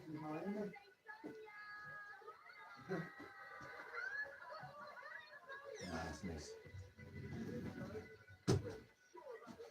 Trying to steal it down, mate. What's that? She does. She looks amazing. She looks absolutely amazing. I haven't seen her. Makeup and donkeys. So yeah, I just seen Katie all done up. She looks amazing. So she does, guys. She looks absolutely amazing. So yeah, she's with her friends. Her friends. She's known her friends all her life. Like, it's this one of her friends she's grew up with. And she's what is she? What's the right word? It's not a transvestite. It's transgender. Transgender. So she's a boy. She's a girl in a boy's body. You know, and I've covered this in my videos, guys. I know it's I know a lot of people on my lives on my YouTube channel are guys and girls that are later on in life, and like, it is hard to understand when we weren't brought up with this. You know, I didn't know anybody that was gay. You know, and that's maybe just cool. That's just unfortunate that there was no gay people. Colin, I don't. Do you know anybody? I didn't know anybody where we stayed that was gay. That I remember. Well, obviously there was Kai's dad. I think it was he not gay. But that was about the only one I heard of. And then growing up as a wee boy, you know, apart from the weirdos that like tried to mess about with me, you know what I mean? That was it. You know what I mean? They were just predators. They were pedophiles. You know what I mean? But actually, gay guys, never seen any. Never grew up with it. So it is hard to understand. You know what I mean? But I think once you meet people, I'm quite sure some of you have met kids growing up and you're like, they're not right, you know, and they're definitely born in the wrong body. No doubt about it, guys, you know. Just going to check these.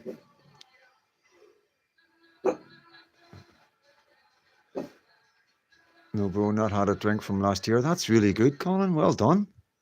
And what do you think? Do you feel up? It's different, isn't it? When you don't drink, it's like, do you not look at people now and drinking and go, woof? Like, I hate to say it, you know what I mean? But you know, since I've stopped drinking, I've noticed. Where are they going? Not at home. I haven't drank for 20 odd years now. Cool. Aye, good on you, John. Yeah, life's strange, mate. Now blessed. Yeah. Yeah. I don't miss a drink. You know what I mean? Um, I see the problem it brings. You know what I mean? And I've seen the difference in me, my health change. You know what I mean? Big time. Um, like I say, it's hangover. It's poison, guys. You know what I mean? You're that. I don't not too sure. Guinness, I think, is like, I know, like this used to get prescribed. This used to get prescribed. So it did. This got prescribed.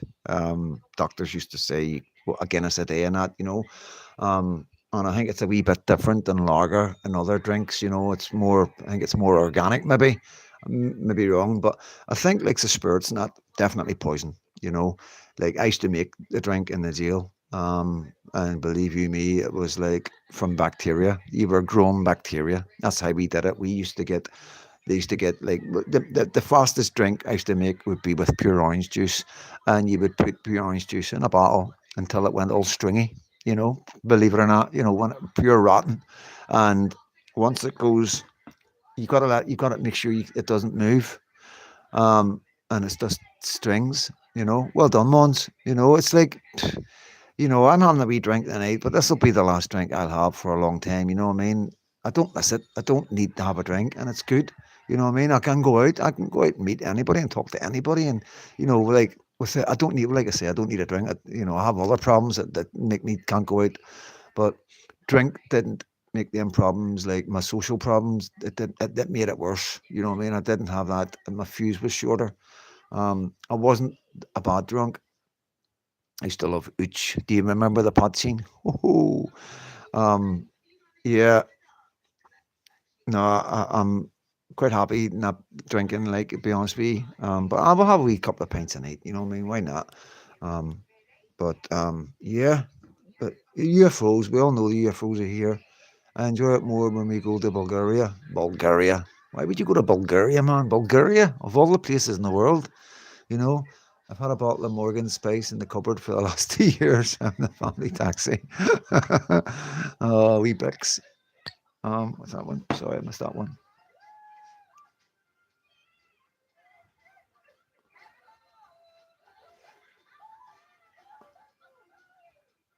I've been on the alcohol-free Guinness for 7 weeks. Feel better? Yeah, Henry. Yeah, definitely. Alcohol is really bad for you. It really is. It's like anything that makes you hangover like that can't be good for you guys. You know what I mean? Can't be good for you. But like I say, we're socially told to drink. Everybody, as soon as you leave school, you want to turn 18 so you can drink in the pub. We're we're socially programmed to do things that are bad for us. You know what I mean? And it is simply the government and like I keep saying, these people at the top that are wanting us to be no well because we're easier to control, you know what I mean? For when they bring the ID in and the cashless society, we're beat. We are beat, you know what I mean? Um, like I'm really concerned about the way the world's going, the way these people are in charge, how much control they have over our governments. You know, it is frightening, like you know. But I don't know what the answer is. You know, I really don't know what the answer is. They've got it. They've seemed they've got it wrapped up. What worried me was whenever Bill Gates and that other character from BlackRock were in our Downing Street. You know, that concerned me. You know what I mean? What right do they have? What right does the richest men in the world have with our government? Just because they're the richest people in the world does not give them any right to be involved in anything to do with our country. We vote our governments in. All right, we made a big hash it at this time, and we are trying to rate it. We are trying to get rid of Labour. And I honestly think we will get rid of Labour very soon, guys. I really do believe in my heart. There's like, you know, something telling me that, yeah, they're not going to be here they're not going to get the 4 years. They aren't, you know. I don't know if something else is going to happen to make this, what I'm saying, come to fruition, or whether it's already happened and it's going to come to light. But something's going to happen that's going to make us have another election, whether reform are ready for it or not, you know. And let's talk about reform, eh? Who else is worried about reform? Could you give me a wee message, guys? Charlie and Weed on top of that. Knocked it on the head. Yeah, Mons. Yeah, been there, mate. And Nick, it's a bit different drink. Let's chat.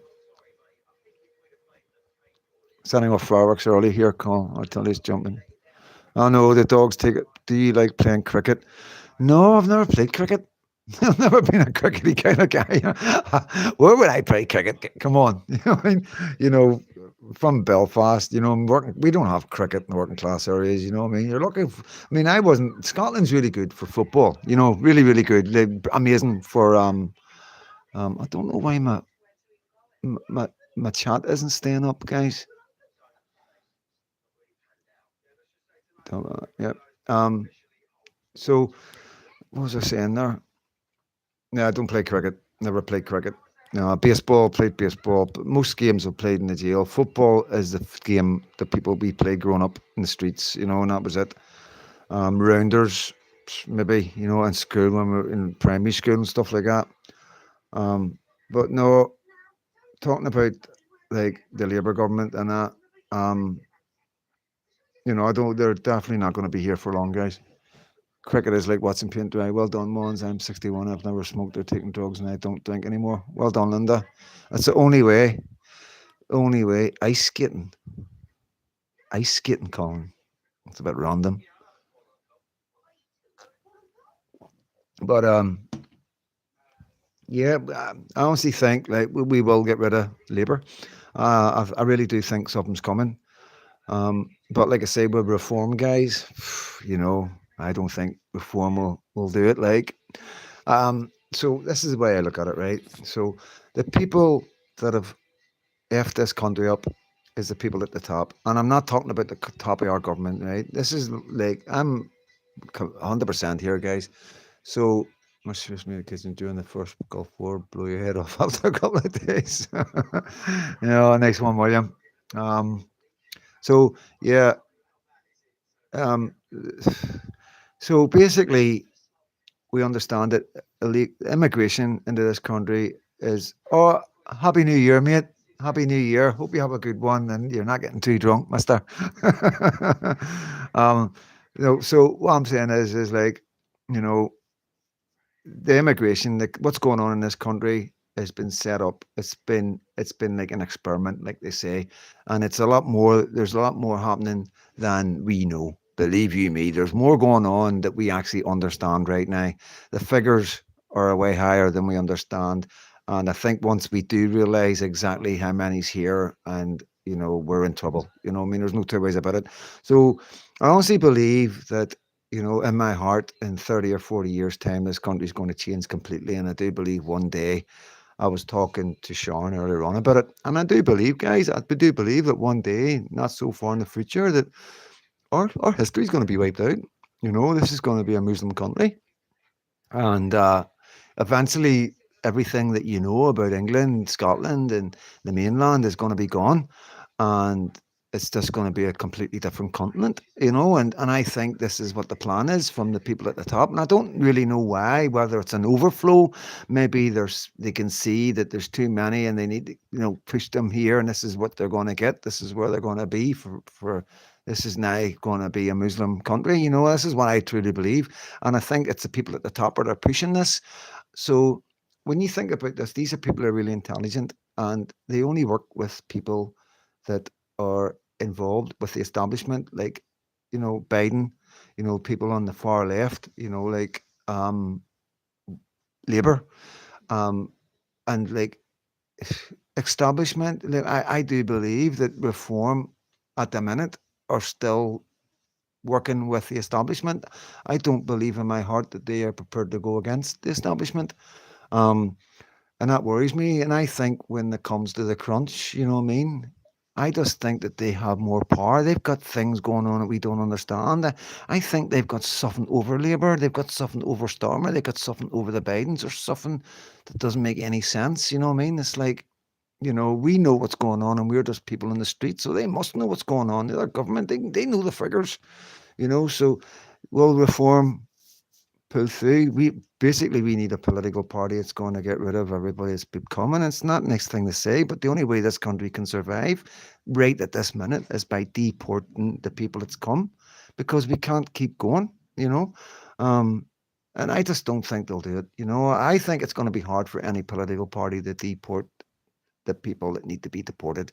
Who do you deport? Where do you send them to if they don't have ID? There's so many things involved that they're going to easily say, well, it's not that easy, and I think we're just going to be right back where we are. We're going to have people in power. They're going to be making so much money. They're going to be getting blackmailed and all the rest of it, and we're not going to have a clue. And the people at the top, BlackRock, Bill Gates, are still going to be controlling these people, and like I say, unless we get a working class party in, like with working class guys that's been through it, lived it, you know what I mean?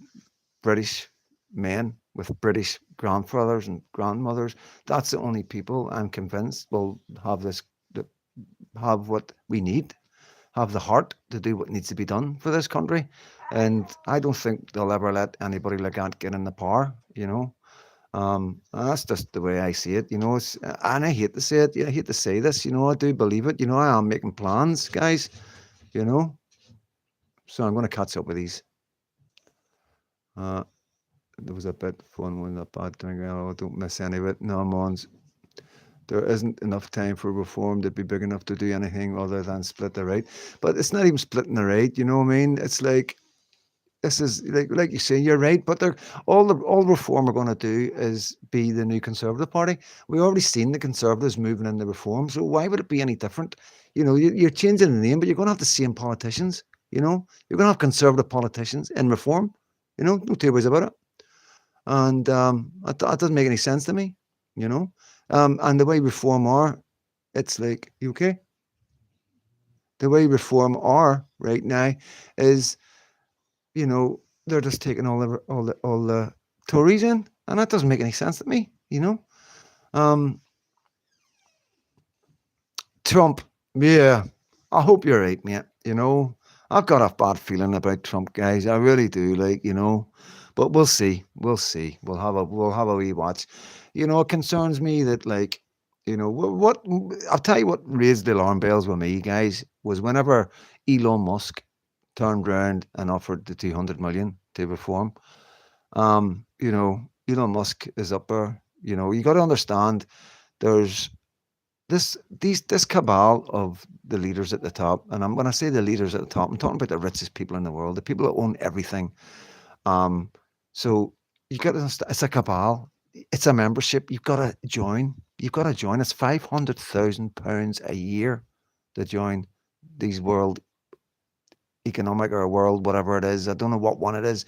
£500,000 a year, and whenever the first question they ask you is something like how much is your organization or whatever, and the lowest bar is 99 million below. So that's your last option of the lowest bit is below 99 million.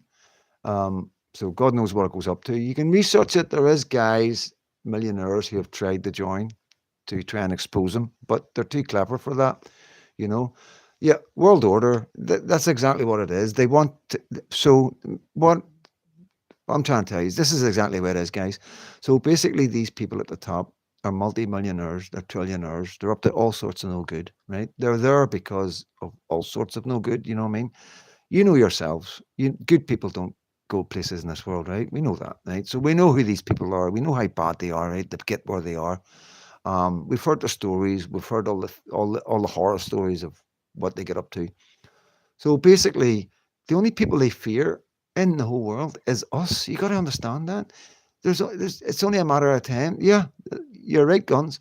It's only a matter of time before more and more people start awakening, and more and more people are going to go, "Whoa, what's in that food? And what's that? Why have we been given that food? And why have we been given this medication?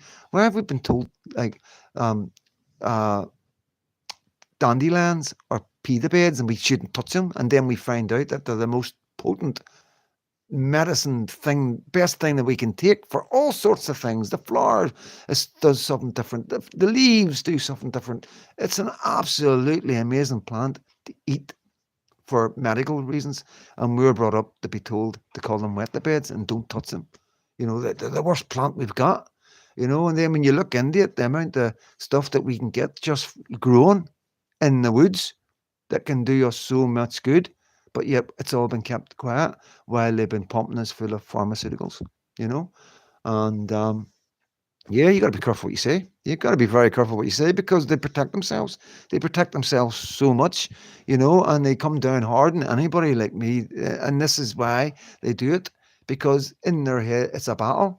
They have like hundreds and thousands and God knows how many people constantly thinking the internet, watching out for people that are bringing resentment and gathering momentum against them. And they do come down hard. And there's people that have been disappeared. There's content creators that have just gone, you know. There's whistleblowers just go, you know what I mean?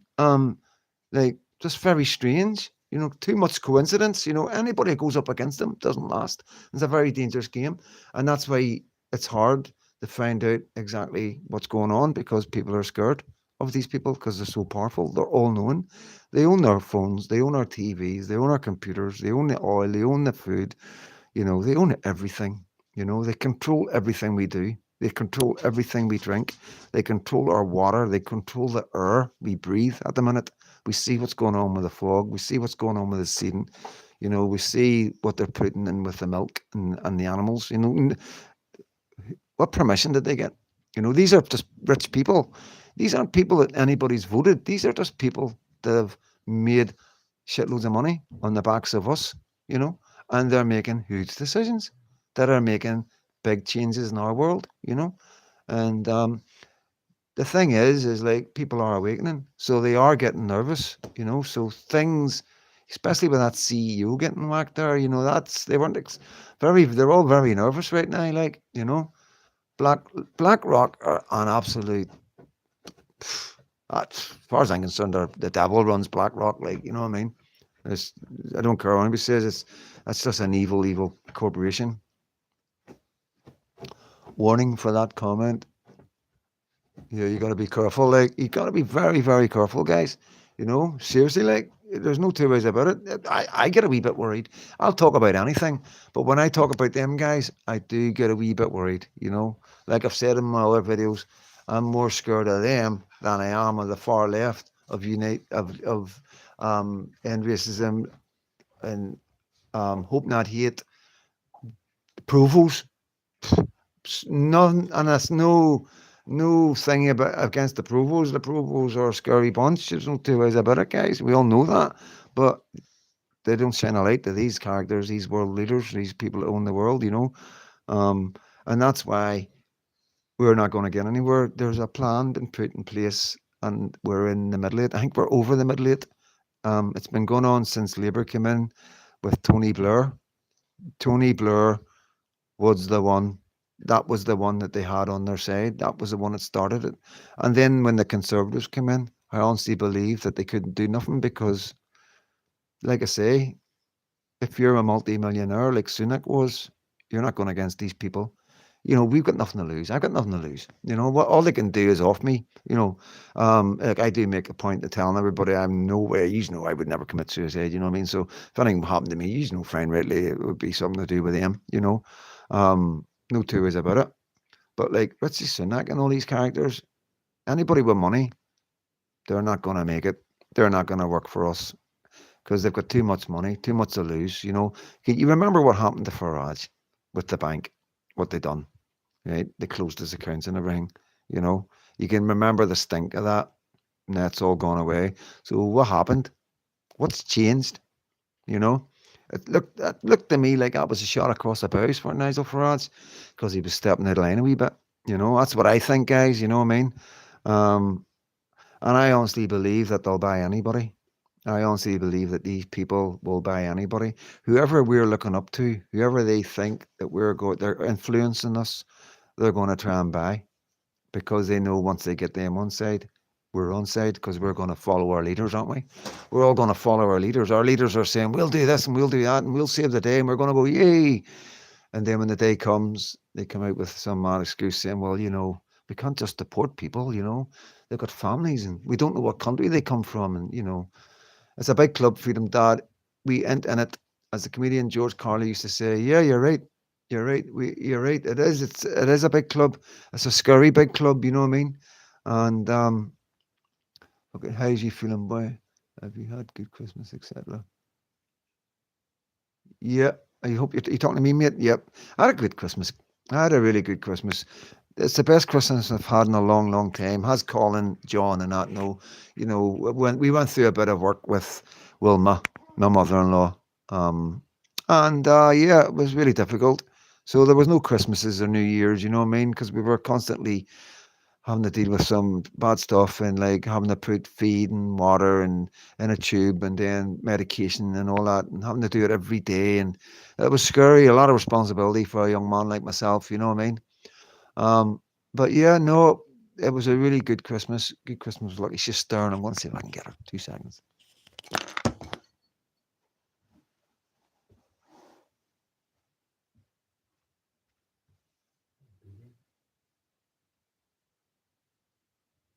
She's sleeping. She's sleeping, guys. I'm not. I can't wake her, man. She was stirring, but she was stirring a wee bit, but she's out cold. I'll take you. I'll let you see her. I'll let you see her. Try not to wake her.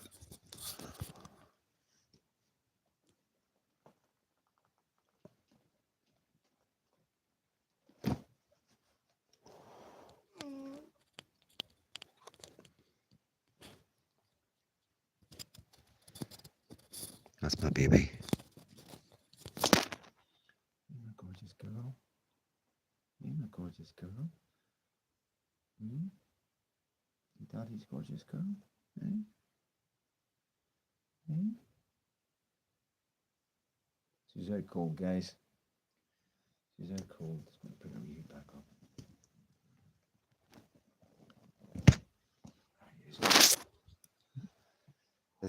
Isn't she beautiful? Isn't she beautiful?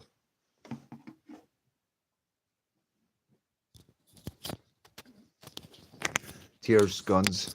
Oh, thank you, Linda. Yeah, she's a wee angel. Like she is a wee angel. I was never in the babies now, and like Colin will tell you, I was not a baby person. You know.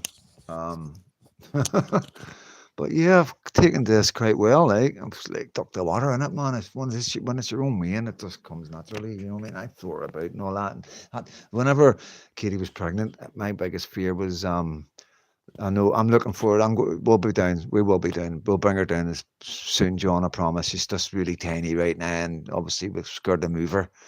But just waiting to get my license sorted out. I got a new car there, and so my license is out of date. So I need to get a new license. Once I get that, get on the insurance, and we'll jump down in the car.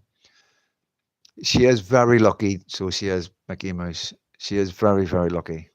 Y- Colin might, my brother might know. Aye, he might know you.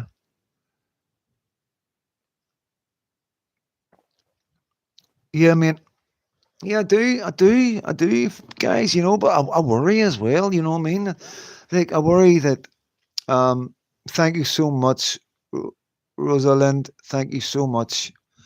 Um, I worry. You know what I mean because of what's happening in the country. I, like I was. Thank you, William. Thank you. I'm a Brit. I'm British. You know, I was brought up a unionist. You know what I mean? And I love Britain. I love Ireland. You know what I mean? I love Ireland as much as I love Britain. You know what I mean? 2 seconds. Who was that? Don't want to miss one. Thanks, Paddington. Thank you so much, mate. Um, yeah. So I love my country. I love Ireland. Like I say, I've come a long way in the last few years, and I love Ireland. I've got a passion now for Ireland. You know what I mean? For Southern Ireland and Northern Ireland. And I love Scotland, I love England, and I love Wales. I'm Welsh. My mum was Welsh, you know what I mean? So I've got a wee secret bit for Wales, you know, always will do, you know what I mean? I've been to Wales, Gilfach Goch, it's called, in Wales. I've been there a couple of times, and I think about it a lot. When I was there, I was a really wee boy. My mum was alive, and I got memories of it, and I can remember the smelling the paraffin, because there was no electric. You know what I mean? There was no electric, and it was all paraffin light heat, and it was like a big coal fire with a shotgun over the fire and everything. You know, proper like wee mining place. It was you came out the back door and it was a big massive mountain. Like I mean a mountain. You came out the back door and poof, right up, and just a really amazing wee village, really old stonework and everything. And there was a wee burn, and the boys in Wales taught me how to tickle for fish. You know what I mean? I ended up getting kicked out. I was teaching them how to make petrol bombs. I know it sounds absolutely mental, right? But what happened was there was a cement mixer, and petrol bombs are a big thing. You know, petrol bombs, the young ones, we were taught to make petrol bombs and throw petrol bombs at a very early age because we were used like that. So I think it was around about the time, like this particular time, my mum had just died, and I think they were trying to get me to move the wheels. So they took me over to see how I would fit in, you know what I mean? And it didn't work out, you know what I mean? The only photograph I've got of that trip, that particular trip, was leaving, waving back up at the airport, getting onto the plane, you know.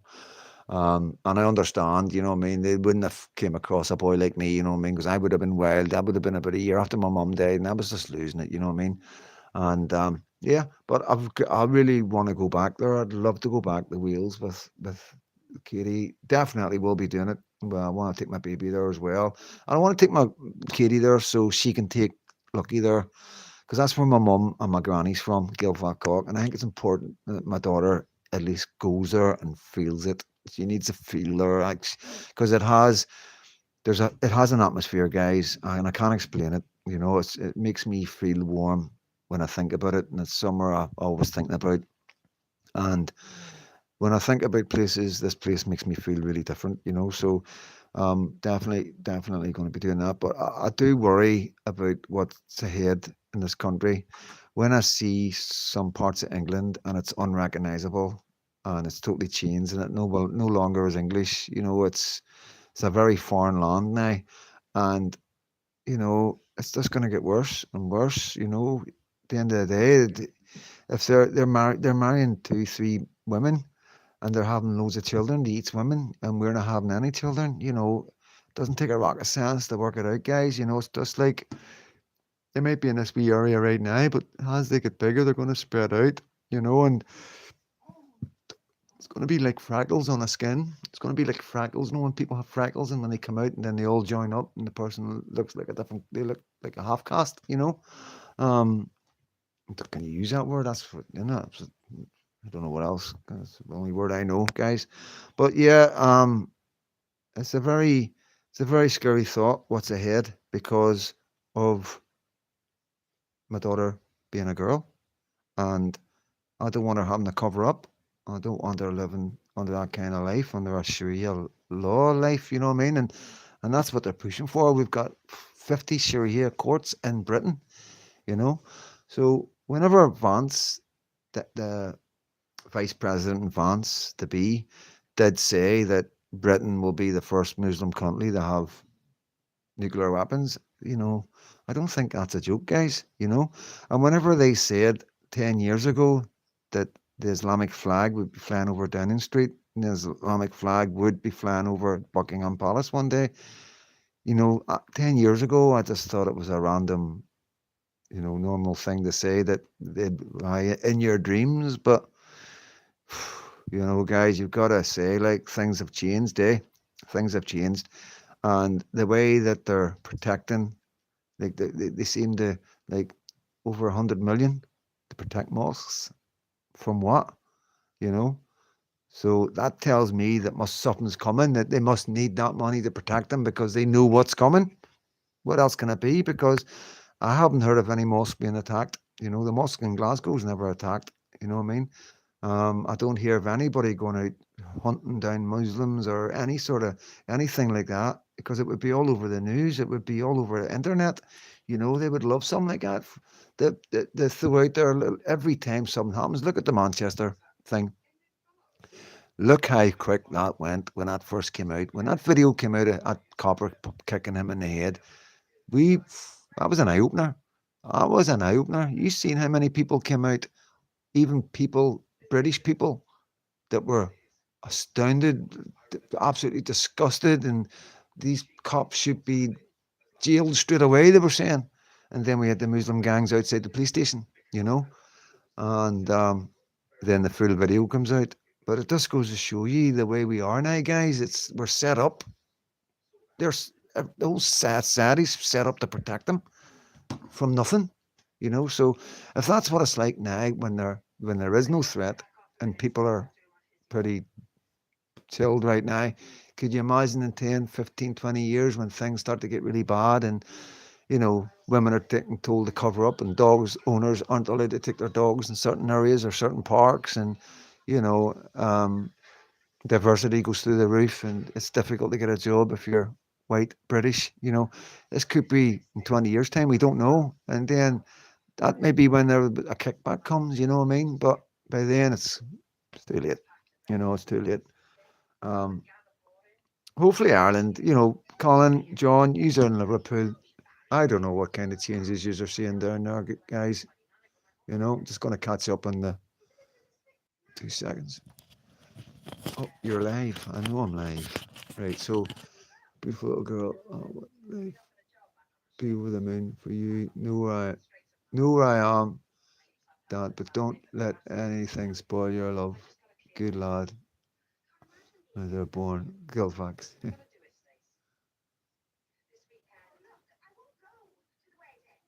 Gilvac. Born Ulk St. Gilvac. What do you think of Gusty Spence? Gusty Spence, yeah, he's an old man, you know what I mean? And he was old school UVF, you know what I mean? He was very old school, and he was always old school. Bit of a nightmare in the jail, to be honest with you, for the boys. Very, very strict, so he was. Um, I only know by the stories. He was older than me. Uh, I wasn't in with him, but I heard the stories. Oh, Princess, thank you. Beautiful looking. Just catching up with these guys. Maybe niece. Yep, you're right there, son. What do you think, Gussie Spence? I'm sure it does change your outlook in life when you have children. Yep, definitely. What do you think about it? Is getting bad. Sorry, wrong stream. Tommy Fenton. You're more than welcome, Tommy. DJ Ian Paris, the party looks dead. Can't remember a New Year party being like that. Paris? Oof. Would you fancy Paris, guys? The Nickette, man. The only people that can change things is the people that use, as Bob Marley said, get up and stand up. Yeah, I know. Was on DJE and it jumped to you. Well, welcome aboard, Tommy. We're quite a nice community, you know what I mean? We talk about all sorts of mad stuff, from um, childhood abuse to illegal immigration to mental health to grief and to UFOs. You know what I mean? It's like we do try to cover everything. Anything we can talk about that we know, we can relate to, mate. But Gusty Spence, yeah, Gusty Spence, was sort of brought out of retirement for the Good Friday Agreement sort of thing, the ceasefires. You know what I mean? But yeah, he was top man at UVF, wasn't he? You know what I mean? Um, and yes, well, I don't know really what else to say about the guy. He's Shankill Road man, you know what I mean? I mean, he's Belfast man. He wasn't in my era. He was, Guildfach's where mother's born. Guildfach, and my mother was born in Guildfach, Cork. My granny was born in Guildfach, Cork. My mum went to Northern Ireland in the 70s, you know what I mean? Well, late 60s, you know what I mean? And then had me in Northern Ireland. And she stayed in Northern Ireland, brought me up. I'd been brought up as a Belfast lad. But yeah, I'm Welsh, you know what I mean? There's no two ways about it. You know? Um, yeah.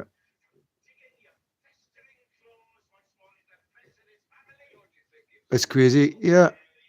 Colin, I know. It's changed, isn't it? And what do you do? What do you do? You know what I mean? How much is it going to change? I seen I watched. There's a guy in Liverpool does a live, and he stands in the city centre and just walks. He just stands and goes around and just films. You've probably seen him. And I watched him the other day, and he was talking about Brick Road, Colin. He was like, we're trying to hold on to Brick Road, and we're trying to hold on to this, and we're trying to hold on to that. And I was like, is it that bad? That you're like trying to fight for your areas right now before. So yeah, I imagine anybody from Northern Ireland, it's probably a bit like us back home, back in the day when it was really bad in the 70s and the 60s, when Protestants and Catholics were getting burnt out of each other's areas because each area was becoming a Protestant and a Catholic area. And there is evidence in England. I've seen evidence from when Tommy Robinson was doing it. He's interviewed it was like a lot of Sikh families were getting it quite bad. So they were getting burnt out and windows put in and stuff like that. So yeah, it's worrying, guys. It really is worrying. But what do we do? What do we do? You expect your government to do it? You expect your king? I thought the king, honest to God, right, be honest with you guys, I thought the king was going to come out and go, right, I'm abolishing Parliament. This is getting beyond a joke. What's going on? Why have you let this happen? You know what I mean? Or do something. You know what I mean? But he seems to have come out. Whenever the riots happened, he came out and he sort of praised the Muslims for coming out and fighting, beating up British people. That's what it felt like. That's what it came across. That's what a lot of people were saying, and that's what it sounded like to me as well. And then we've all seen the Christmas. I don't know. I didn't. I've just picked up bits and pieces. I don't want to listen to him. And believe you me, I was a royalist. I loved my royal family. Colin, he'll tell you I was royal family mad. I had everything. You name it. I collected it. Everything to do royal family. Still do. Still got stuff. Got some really good stuff. You know what I mean? But obviously it's for my daughter. When she'll sell it all if it's worth anything. I've got a lot of silver and stuff like that. You know what I mean? I've got a really good silver coin that was I think I can't remember. It's 2023. Like the Queen died in 2022, and I've got a coin with her head on it for 2023. So it was minted before she died. So there won't be that many of them. So it's a collector's one as well, So I've got that. I got a Victorian coin along with it, but I've already got two other Victorian coins, and I've got two George coins. You know what I mean? So they will go to Lucky. They're put away, and she'll find them one day, hopefully, and go, oh, wonder what these are worth, and a bit of luck to be worth a bit of money. But yeah, I've went right off the royal family, guys. Totally since the Queen died. My love for the royal family died with her. The whole carry on with Lady Diana, Philip, and I've heard some stuff about Charles that I can't say, but it's not good. So yeah, they're not for me. They don't represent us. And I'm a royalist. I'm a unionist from Northern Ireland, and believe you me, there's nobody more hardcore than us guys. And see, when we start saying not for us, that's when you know they're in trouble. I'm telling you that now, guys, because Northern Ireland folk, we try that wee bit harder because we're from Northern Ireland. We're not from England. We don't live in London. We're Northern Ireland. We've been fighting for the Union. We've got the Irish wanting it back, and we've got British Army fighting the Irish, and it was like we're there with our Union Jacks, no surrender and all that. You know what I mean? And we had to put a wee bit more effort in. We felt as if we had to work a wee bit harder, compared to most the show our unionism, and like I said, there's probably more Union Jacks bought in Northern Ireland than the rest of Britain, without a doubt, without a doubt. And I'm starting to lose all that now, like I was like the video done about the army guys. Why would you want to join the army these days? You're not fighting for your country. King is a traitor. I agree. Yes, yes, yes. We need to take our own hours. Yes, Tommy, you're right, mate. My youngest son is 25 now, boyfriend going up. He's clued up to what's going on, and I keep him right. We live in a nice wee village in Ayrshire. Yes, I know Ayrshire very well. That's, yeah, it was an Ayrshire jury that got found me guilty. So it was. They turned our court into a high court. I was set right up like, King's a traitor, yep. King's a traitor, yep. Tommy Fenton, the King is a traitor, yep. The Queen would have stood down. I think if she believed Charles was going to carry on her leg. See, I thought William would have took it. William should have took it. You know what I mean? Definitely. Yep, I can see it going like over home very soon. Yep. William said he's uncomfortable with Christianity. I was brought up Presbyterian, the Northern Ireland Kings. Yep, yep. He is Tommy. I wouldn't go near parish. Fucking bearable. Yep, we've seen it. It's really bad. Like William is worse. Oh, see, that breaks my heart, Mons. I'll be honest with you, that breaks my heart. And I'll be honest. I'm going to be brutally honest, right? And I don't. This is who I was. I wanted King William to be king because it was another King Billy. I was a loyalist. I still am. I still love my culture. Don't get me wrong, guys. I still love my culture. I love it. I love my country. I love everything to do with it. I've never been an orange man. I was in the Orange Order since I was able to walk. Right, had my sash when I was a wee boy. And probably legally and officially, I'm still an Orange Order member. But my difference is whenever the orange men stopped walking down a road because the police said they couldn't walk down that road anymore, and they've been walking down it for the last 300 years, and they just turned around and walked away after our men are getting killed, our men are going to prison, our men are giving everything up for our country. These guys are coming out once a year, putting on a sash, and they couldn't even go up against the police that one particular time. A lot of people from Northern Ireland know what I'm talking about. We're talking about Ormo Road. We're talking, I'm not going to go into it. It's on the past, but that's, I fell out with them then. Lost all my respect for them. So I did, guys. But I was still a unionist and a loyalist and a Protestant and all the rest of it. And I still am.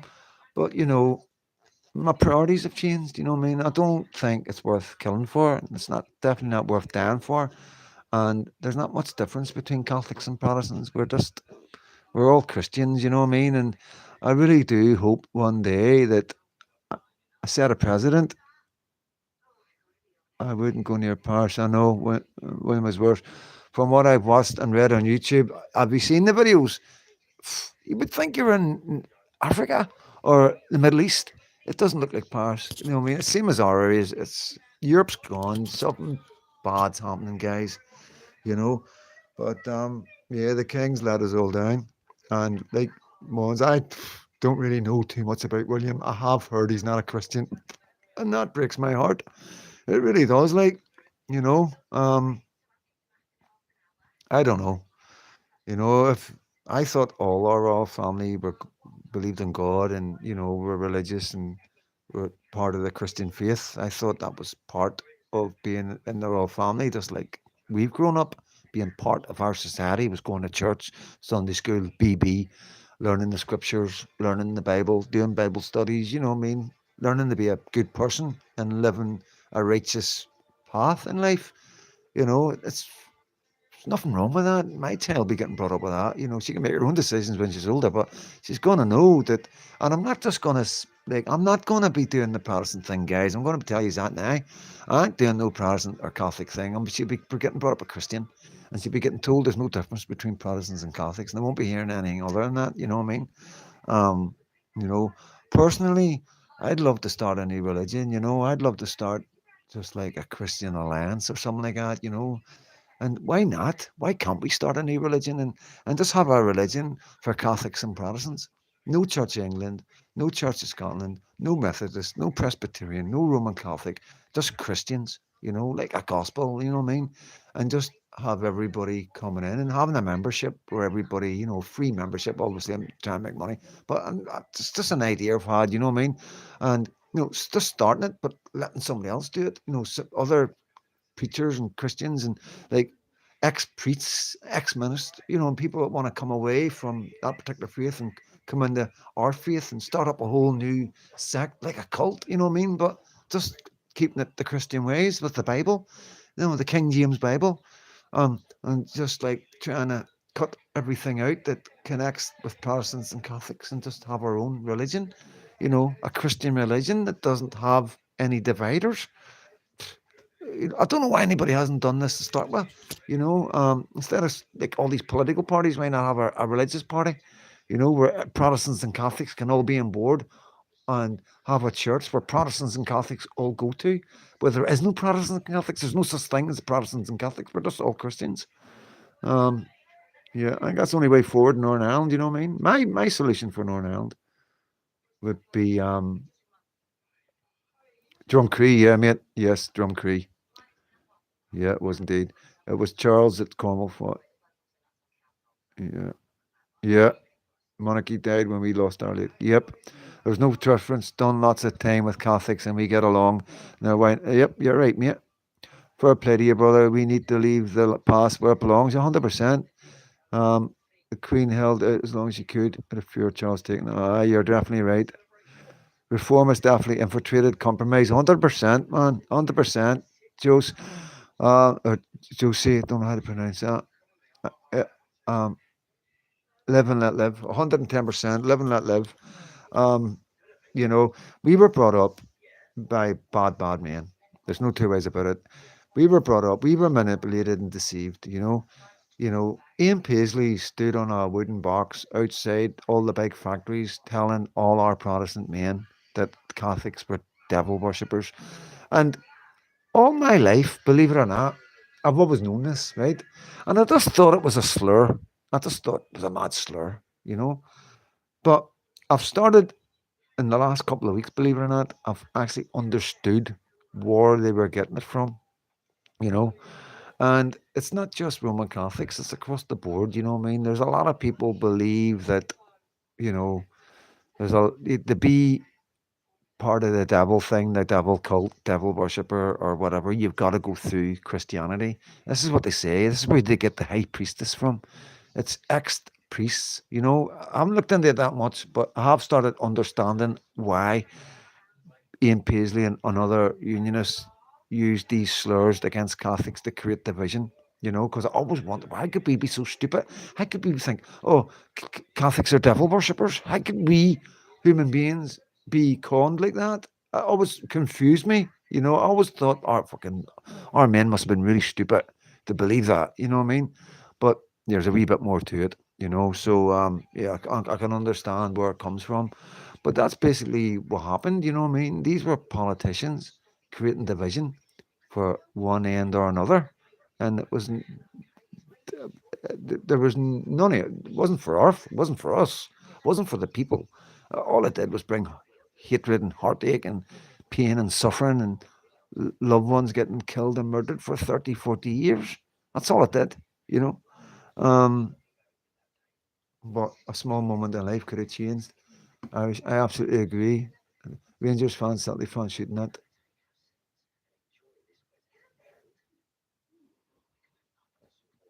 Rangers fans, Celtic fans should not be fighting each other and stand together to fight for a country. Yeah, right. So the Rangers and the Celtic thing, I am trying to get the grips of. It's really difficult, you know what I mean? I am trying to set up a meeting with the main guy from the Green Brigade, you know. Um, been a wee bit offish, big time to be honest with you. You know, I'm not going to go into it because it's pretty bad, like, but I've got thick skin. But I'm not giving up. I'm not giving up because, you know, at the end of the day, like, the guy's a Scottish guy. The guys involved are Scottish. And they do a lot of shouting about Ireland. And I have been speaking to a couple of Irish guys, proper Irish guys, and been getting a wee bit through back and forth and getting a wee bit of support from Irish guys, you know what I mean? So what we're trying to do, we're trying to take the sectarianism away from the football. We're trying to take the IRA out of Celtic and the UVF and UDA out of Rangers completely by showing them that they're disrespecting these guys. These guys have fought and died for a war in Northern Ireland that's got nothing to do with them in Scotland. And that's the truth of it, whether they like it or not. It happened over there. They weren't over there fighting. They weren't in the maze. They weren't in the Crum. They weren't taking the chances, doing bank robberies and getting shot at and all the rest of it and having people murder them. They weren't doing none of that. All they're doing is going to watch a football game for 90 minutes and shouting a lot of nonsense that they know nothing about. And it's difficult to say that to them. It's difficult to get that across without hurting their feelings. You know, so we've got to try and address it in such a way where we appeal to their political self, if you want for a better word. We would try and get them to understand that they're not serving any purpose to anybody. You know, they really aren't. You know, and they need to stop it. But both sides need to stop. So that's started. And then we've got the problem with the Palestinian thing because the Celtic boys support Palestine because they can relate to it with Ireland. And obviously the PLO, Palestinian Liberation Organization, funded the IRA. They supplied the IRA with shitloads of arms and Semtex. And most of the bombs that went off in England came from Gaddafi and came from the Palestinians. The IRA had training camps in Palestine and all the rest of it. I've seen satellite images of them, like they were being watched all the time. And it was quite big in the 80s, you know. That's where the IRA went to train, you know what I mean? And so the Celtic, they've jumped on that bandwagon, you know what I mean? And then they're jumping on that bandwagon. You've got your Rangers fans jumping on the Israeli bandwagon. And you're like, well, come on, man. And we've got the same problem in Northern Ireland. The Catholics are putting up fucking Palestinian flags. The Protestants are putting up Israeli flags. And none of the two of them could tell you a single city from either country. You know, they couldn't even pronounce some of the cities. You know what I mean? It's beyond a joke. It's symbols, it's labels, it's nonsense, you know. So it's not impossible, guys. It is not impossible to get grips with, and it's small steps with big goals, you know. And it is something that if enough people come at different, if enough people keep at these guys, eventually they're going to realize that they're doing something wrong. You know, they're barking up the wrong tree. You know what I mean? And that's that's the way we're going forward with that. You know what I mean? I'm only getting involved with that because I'm here. You know, I'm here. Some of my best friends are Celtic men, and because they worship objects, Mary statue, etc. Is it not? No, I don't know if that is it because like we do that as well. We have Jesus and all that, and we have our nativity plays where we're Mary and Joseph and all that. You know where Jesus was born. We do have symbols as well. You know, there's no two ways about it. You can't go into a church and there's not a cross. You know what I mean? Um, but yeah, I think it's. Oh, I'm not really want to go into it. To be honest with you, I'll maybe do a video on it once sometime. But it's something I really don't want to do a video on. Ian Paisley was better man. Yeah, very, very better man. Like all the rest, he got his living from it. Yep. You know, yeah, yeah, yeah, yeah, yeah, yeah. You know, can't disagree with you, mate. You're bang on. He was. He was the devil in disguise. You know what I mean? I hate to say it like. When would be the worst king? A bad vibes on my feel sorry for the Princess of Wales. I think he cut on the same cloth as Sausage Fingers. He also stated that he was an atheist. Hmm. Yeah, yeah, I've heard that. I've heard that from Richard Inman. Richard Inman let me know that. Like, right, going to do so fireworks for my love of my life, daughter. Okay, buddy, you enjoy yourself, guns. Have a good one, mate. We'll be here till 12 or just after 12. And yeah, have a good night, Guns. And thank you so much, mate. Really appreciate it. All the comments and the love and that, man. You know, I look forward to seeing you in the new year and carrying on the platform, the community. But yeah, Northern Ireland, like, it's a very sad, sad situation, guys, and it's a very dangerous topic to talk about. You know, you got to understand that. Oh well, mate, I am going to. Oh no, sorry, Linda, you're talking to Guns. Enjoy Guns with your daughter. Yeah, it is a very dodgy subject. You know, well, I've got a lot of friends that are involved. You know, sort of thing, and you know, they don't look kindly and you know, some of the stuff. It is getting better. I'll be honest with you. There is a lot more guys nowadays shouting for peace and wanting to communicate and have a chat with Catholics and try and break the bridge and try and bring communities together. Realistically, we need to stop the schools being segregated.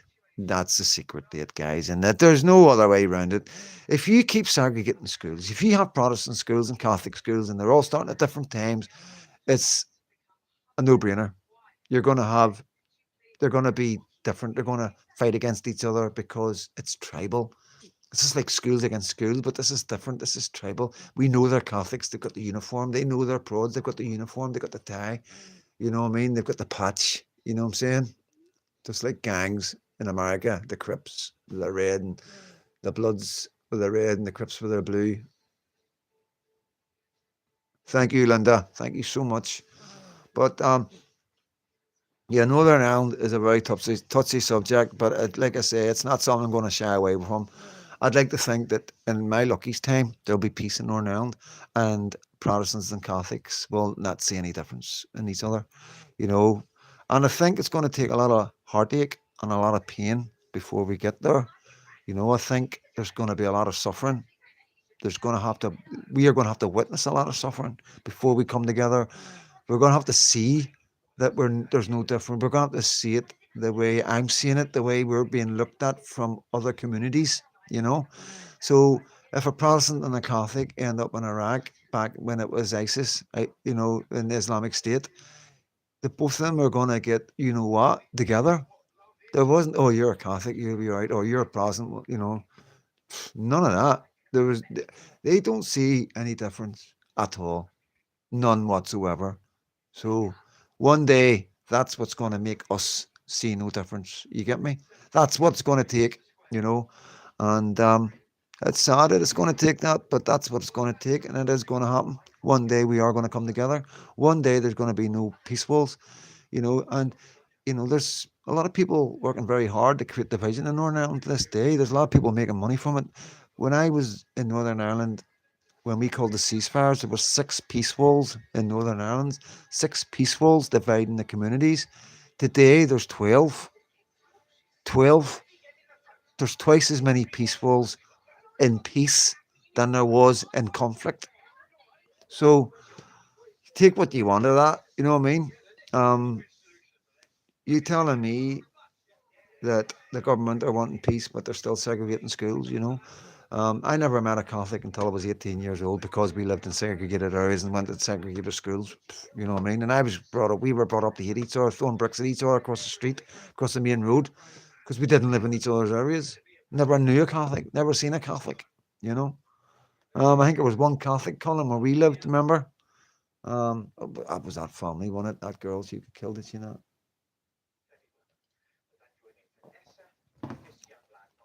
Hey, is it?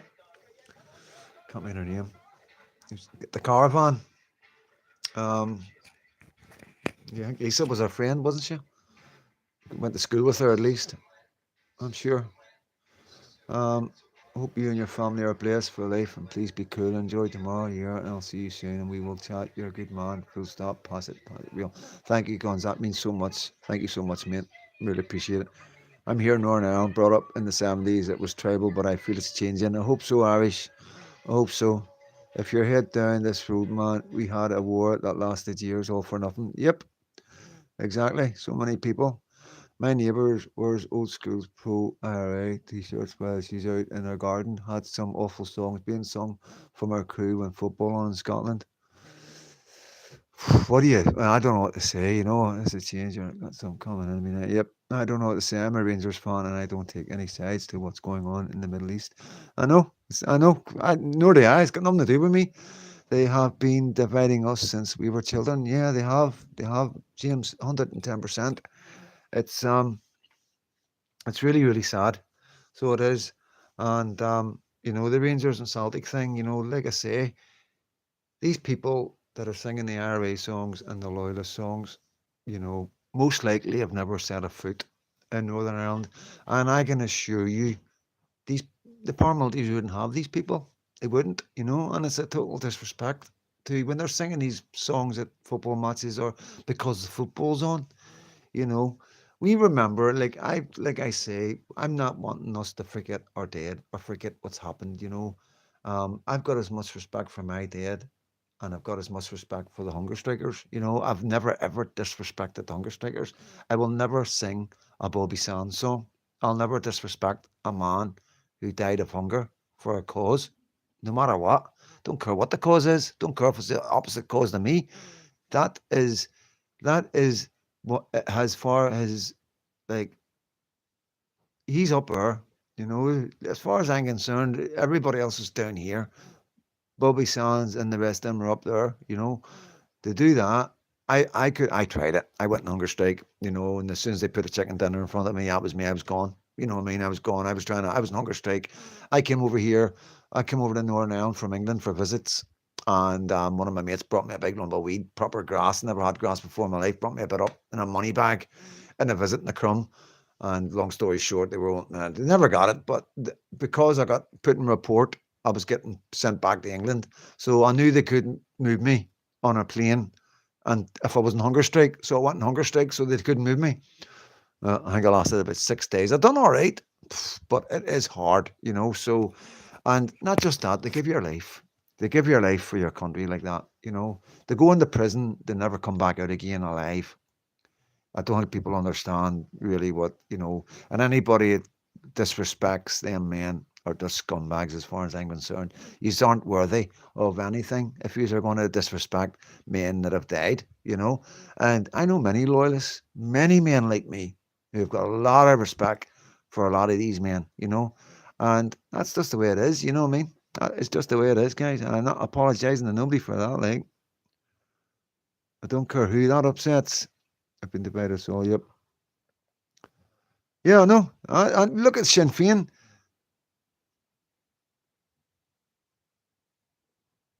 Yeah, yeah, you're right, Linda. I know that, Mons. It's disgusting. Oh, cheers, James, son. I really appreciate that, mate.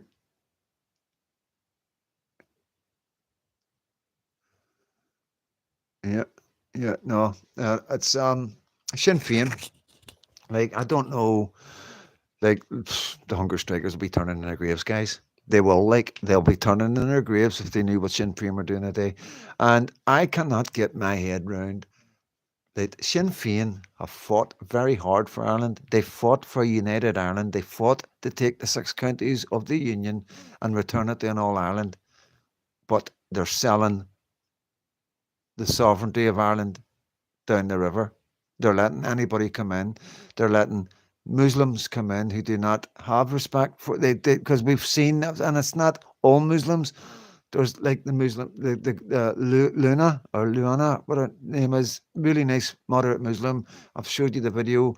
She was having problems with her kids. Her kids were basically being radicalized in school by other Muslim kids, and it was she didn't know what to do, and she was asking for advice, you know.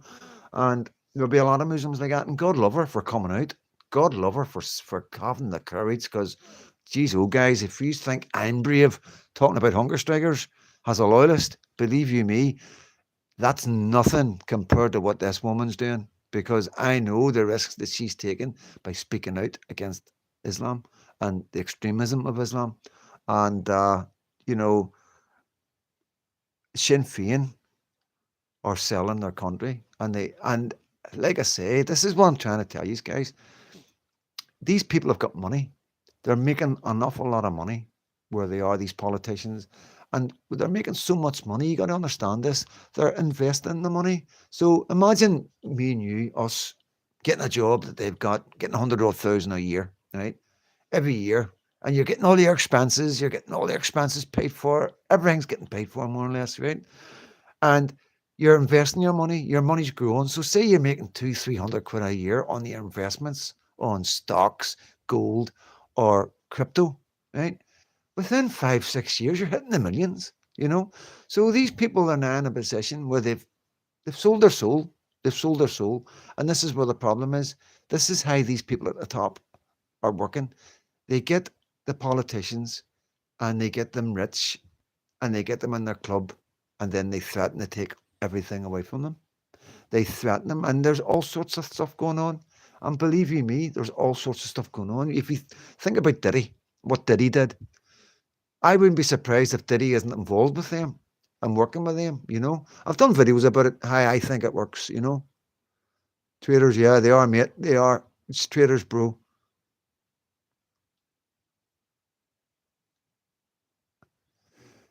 No, you know, I honestly think, this is what I think is going to happen in Ireland, guys.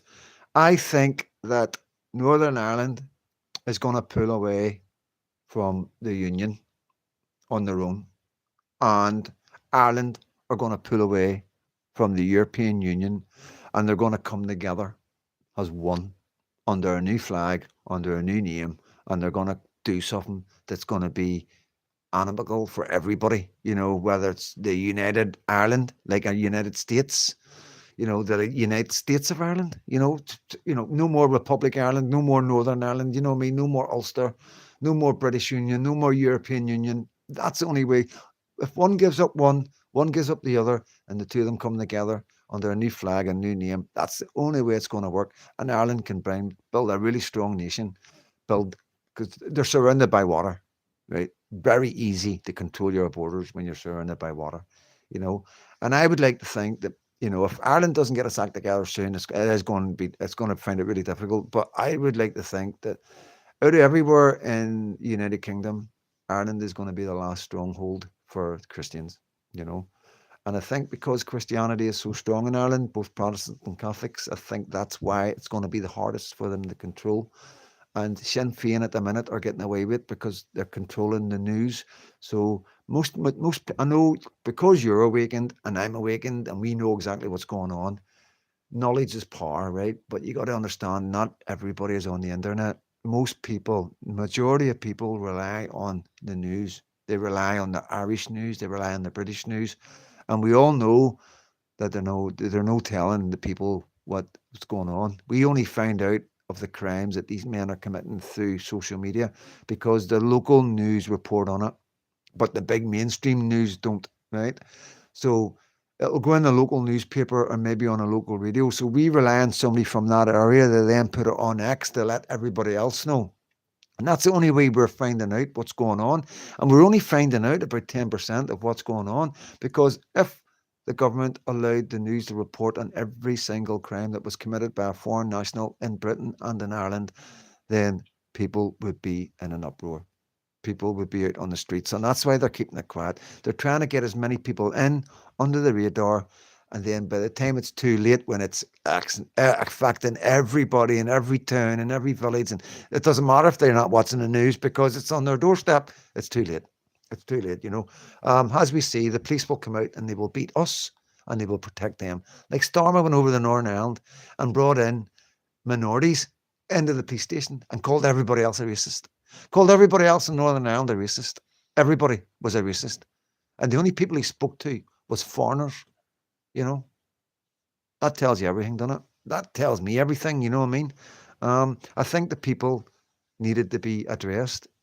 The Northern Irish folk, Protestants and Catholics, needed to be addressed by the Prime Minister. They needed to be told that stop worrying. It's it's short term. It's just short term refuge. They're not going to impact your communities. You know what I mean? It's anything that's to keep people's mind at rest. People were up in arms. They weren't up in arms for no reason. People aren't going on the streets and ranting for no reason. You can only call them far right racist thugs for so long. You know what I mean? Like I say, More and more people are awakening. We're awakening more people. I'm awakening people every day.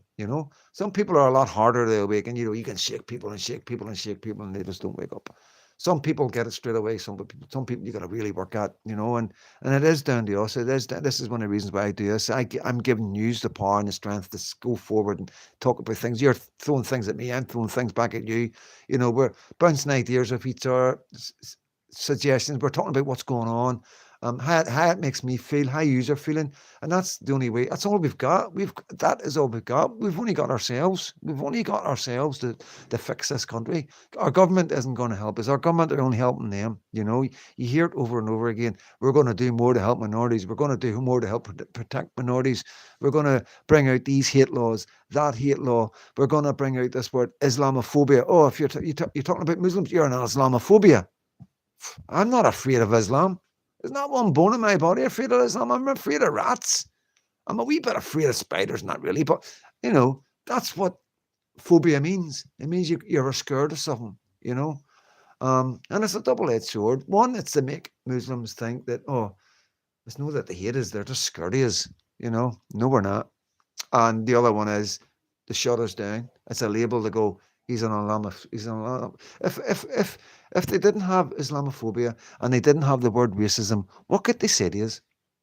So, excuse me, I'm not happy with these guys coming over here, throwing away their IDs and doing what they're doing to them kids. Like we've seen with the grooming gangs. 1,300 girls in one town. One town. Oh, I'm not happy about that.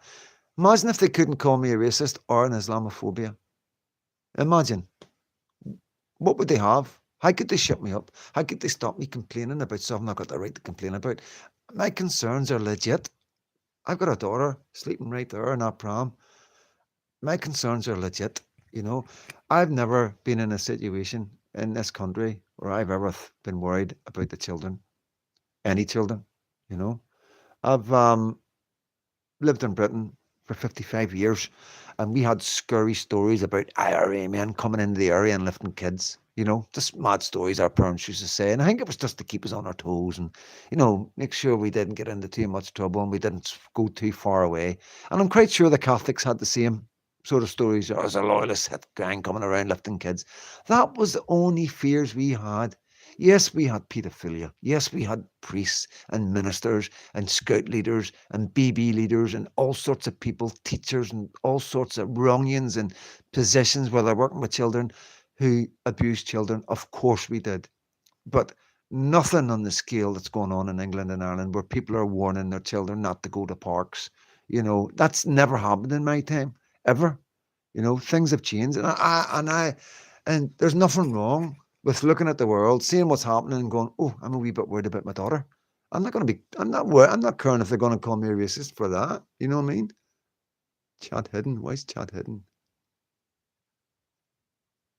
Right, got it back. Right, give 2 seconds, guys. I'll just run through these. They're not coming up. Goblin Hill and the tenements in Glasgow, and we had Catholic and Protestant families, and we all got on.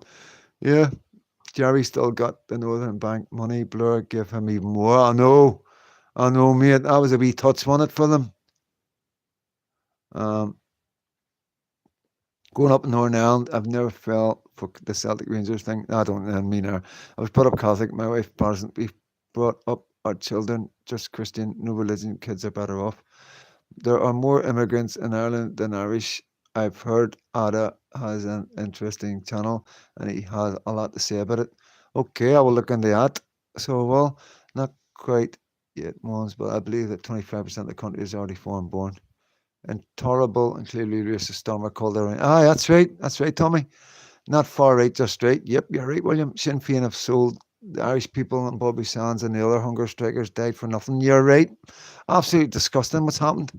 Yeah, they told us the same, mate. The big bad prod would come and get you. Yeah, mate, we got that as well.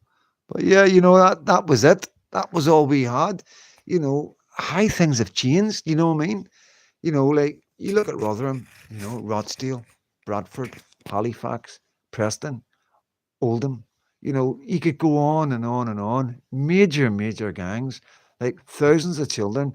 And that's just the ones we know of. That's just the ones that were highlighted. And many of them never even told their parents. Yeah, and many of them have went through it and are living with that secret that it's happened because they feel as if they come forward now. How can they prove it? Oh, I was one of the ones that was involved in that carry on that time. These guys and that, and you got to understand it's not easy remembering these people. It's some of the, their names. They don't use it. They use nicknames. Like when I was in England, the Muslims used English nicknames. Like there was one of the guys I worked out with was a guy called Frankie, and he was brand new, really, really nice guy. You know what I mean? I got on really well with him. But like I say, they all had British nicknames. Unforgivable. New Ada. So is it called New Ada? Or is it Ada? Just let me know, guys, so I'll look it up. So I will tomorrow. I'll have a wee look back at this. So I will. Let me just check in, baby. United North sent a sticker. 2 seconds, guys. I'll check on Lucky. You come. Oh, she's away. Hello, gorgeous. You want to say hello? Then Mummy can feed you. Oh. Granny can feed you. Oh, yeah, you go. Oh, big stretches. Oh, you like your stretches, don't you? Come on, say hello to my followers. And your followers. Yes. Who is this? Eh? Who is that, guys? Are you hiding? Are you hiding? Eh? We were talking about you. We were talking about you and your future. We were talking about you and your future, missus. We're all going to be fighting for you, so we are. Yes, we're going to make it a better world for you. It's going to be a lot better than it is now. Sorry, guys. I know you can hear me a wee bit. But yeah, I'm telling her we're going to be fighting for her future, aren't we? Isn't she beautiful, guys? What do I say? You speaking? What are you saying? Are you pushing? I think she's pushing. Who's that girl?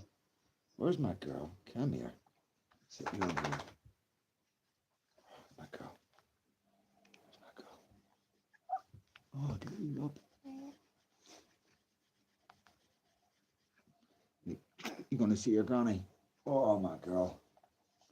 Isn't she beautiful? She's just a wee bundle of joy. Who'd have thought? Oh, she's parting. She's pumping. Oh, you stinky bum. Here we stinky bum. Right, say goodbye. You're going to get your granny. Your granny's going to feed you. Yeah, you're going to be a wee social media? You're going to be a wee social media influencer? Yeah? Are you gorgeous? Are you gorgeous? You're a gorgeous girl. Yes, you are. There you go, boys and girls. They are. So lucky. Such a lucky guy, guys. Tell me, gorgeous. Yeah, be superstar. Are you a superstar? 2 seconds, guys.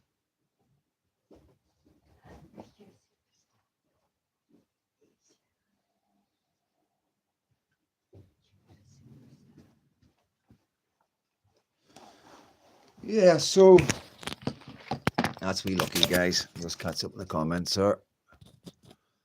Chat. Years ago, this was my loved in the Irish people, all the kind and beautiful wee country, and they're getting destroyed. Yep, you're right, guys. Right there, buddy. Never made it there, and they are precious. Yep. If she isn't worth fighting for, then nothing is. You're right. You're right, James. It makes Colin a good man to tune into. Yeah, Nell. Yep. Tommy Fenton, Nell is a good man. Oh, she's beautiful. Thank you, Linda. Proud dad. Thank you, William. Thank you, Mons. Thank you, John. Cheers, Tommy. Yeah, so yeah, buzzing like the baby, Colin who's on here, he's my foster brother, like my brother. I don't like saying foster brother, you know what I mean? Sweet man. But yeah, I was never a baby person. I was never like that. Everybody used to say you'd be a great dad and all that because I was good with kids. You know what I mean? I've always loved kids. You know what I mean? Oh, the baby. But yeah, it was like I've told you all the story with Katie, you know what I mean, and I have to say, like, at everything that's happened to me, I have never had good things. Like meeting Sammy was a good thing, Meeting Sammy was a total changed my life, you know what I mean? Um, like Margaret fostering me was a big change in my life. Big something that really good happened to me. But all the bad stuff outweighed all that. To be honest with you, it really did. All the bad stuff that went through, you know what I mean? Um, you know, even though I was fostered, most of my life was in prison while I was fostered. So it was difficult. It was difficult because, you know, like Colin, he was wanting a brother. I'm his big brother, and I let him down. You know what I mean? I didn't think of, I didn't because I wasn't used to the family. I didn't think anybody cared. So I never really thought that way. You know what I mean? I didn't have that kind of confidence where I thought anybody cared. You know what I mean? That much. I always thought everybody had hidden alternatives. So I should have put more effort into it. I mean, I should have tried harder not to get put away and be there for him and the rest of them, but I never.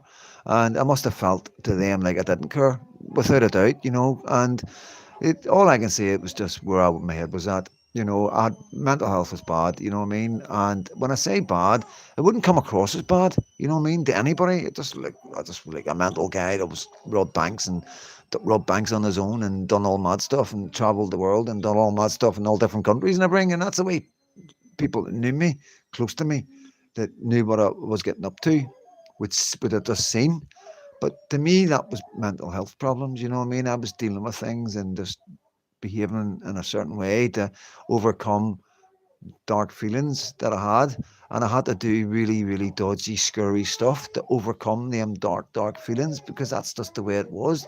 The more trauma you're dealing with, the more you've got to lift yourself up in certain ways to overcome it. And sometimes it can be either aggression, some people will be fighting, you know what I mean, get themselves into trouble that way and always being, but like mine was like organized crime, more or less, but through paramilitaries on the guise of paramilitary loyalism, to be honest with you. And that's how I coped. The banks was an adrenaline, and it took my mind. When you're planning to do a bank, especially if you're on your own, it's quite hard work. It's scary, you know what I mean? But I knew once I went over that threshold, everything changed. Spider-Man senses, and then the feeling that you get after it, it was lasted a long time. It could last maybe weeks, maybe a month or so, and it got me. It stopped me thinking about anything bad because I don't know. It just worked. It just worked. You know what I mean? Um, and I had nobody to say, listen, you're needing adrenaline because of your trauma, but this is how you can get your adrenaline. You can do it this way. My adrenaline was doing things that a lot of people would be scared to do because it's just scary. You get shot. You get caught in Ireland with things, you're in trouble. I went into the Mountjoy, I wouldn't probably come out alive. In Europe, certain things in America, things I done were very risky and very, very scary. And it wasn't like I didn't care. I was like so brave and hard and all that. Nothing like that. Sometimes I was really, really scared and I got myself into situations that I shouldn't have got myself into, and I was regretting it. But as you commit yourself to something and there's no way out, that's when things change. And a lot of people don't take themselves to that edge. You've got to take yourself to that edge, the experience. But we're not built like that. We've got a fear that stops us going forward. But for some reason, I kept going forward with the fear. Um, and ignorance, I don't know what it was, but that's the way I was, you know what I mean? And a lot of people think, oh, he's mental, he's hard, and all the rest of it, or he's like, I don't know why they say I'm not hard, like not like, but just far out and game as a badger or whatever. But that wasn't what's driving me. It wasn't like that for me, you know what I mean? I never ever seen myself like that. It was a necessity. It was something I needed to do, you know what I mean? I needed to take myself to that level of fear, and and trust me, I've had some really terrifying experiences. But once you get over it and you're over that step, but there's no going back, that's when everything changes. And I don't know. It's maybe like a drug. When you come up on a drug or whatever, that's what it's like. Um, yeah, and it is addictive. That kind of lifestyle is addictive, and it's hard to leave. And that was one of the problems when we called the ceasefire, and it said that was it, finished. And I was like, what do you mean? I was just getting started. I was, you know what I mean? And yeah, I got in a wee bit of trouble and that, and it's yeah. So it was difficult. It was difficult. And it was difficult for quite a lot of guys on both sides. Republicans, I can't imagine. I mean, I wasn't as bad as some guys. Some guys were proper active, especially the Republicans, like the NLA and the IPLO, and that they were mental. And that Murphy mob, you know what I mean? I don't know how they coped. I really don't. I do not know how they managed to stop what they were doing, you know? And yeah, suppose if you're from Northern Ireland, you'll understand that a wee bit, guys, and if you aren't from Northern Ireland, I hope I've explained it to you so you understand it a wee bit. But it is an addiction, that kind of lifestyle, And I imagine it's the same for the army. That's why a lot of guys don't like thingy in the civvy street. They don't relax. They can't get back in the civvy street because they've been in a war. They've been killing people. They've been getting shot at. They've lost best friends. Like horrific situations.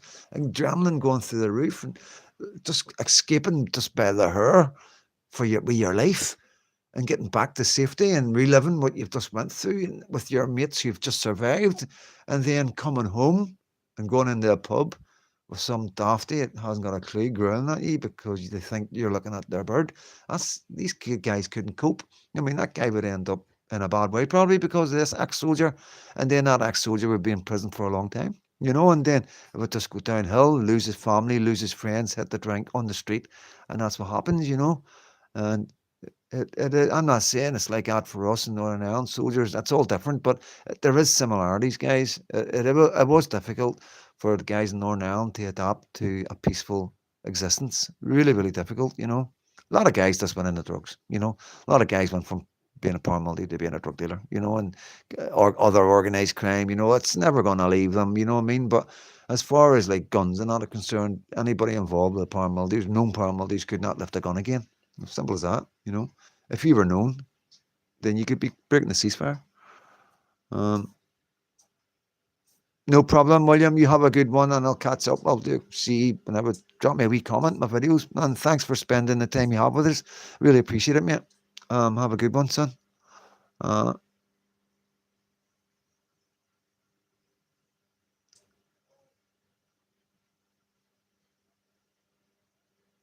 New Ada channel. New Ada channel. So it's new Ada channel. Guns message retacted. I hope that was you that done that, mate, not somebody else, because YouTube do stop the thingies and that, so they do. But I'll read it. I'll find it. I mean, it's a very strange name, Ada, in it. So 2 seconds, guys. 2 seconds. I'll just clip this on here.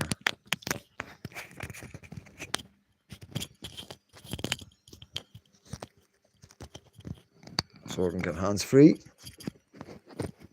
I got this wee mic today. So I did at SCEX. What do you think 2025 will bring us? What do you think 2025 will bring us? Something's coming, Something's coming. Like, I don't know if it's going to be a virus like the COVID. I don't know if it's going to be something like that, or if it's something to do with these aliens. I really haven't got a clue. But something big's happening, and I've got no doubt that the people at the top know everything. You know what I mean? And it worries me that they're keeping it all quiet, you know what I mean? That they're not telling us what's actually going on, and they're not being outright honest. They are giving us wee bits. We know that there's aliens. We know that they've got alien craft. We know that they found aliens.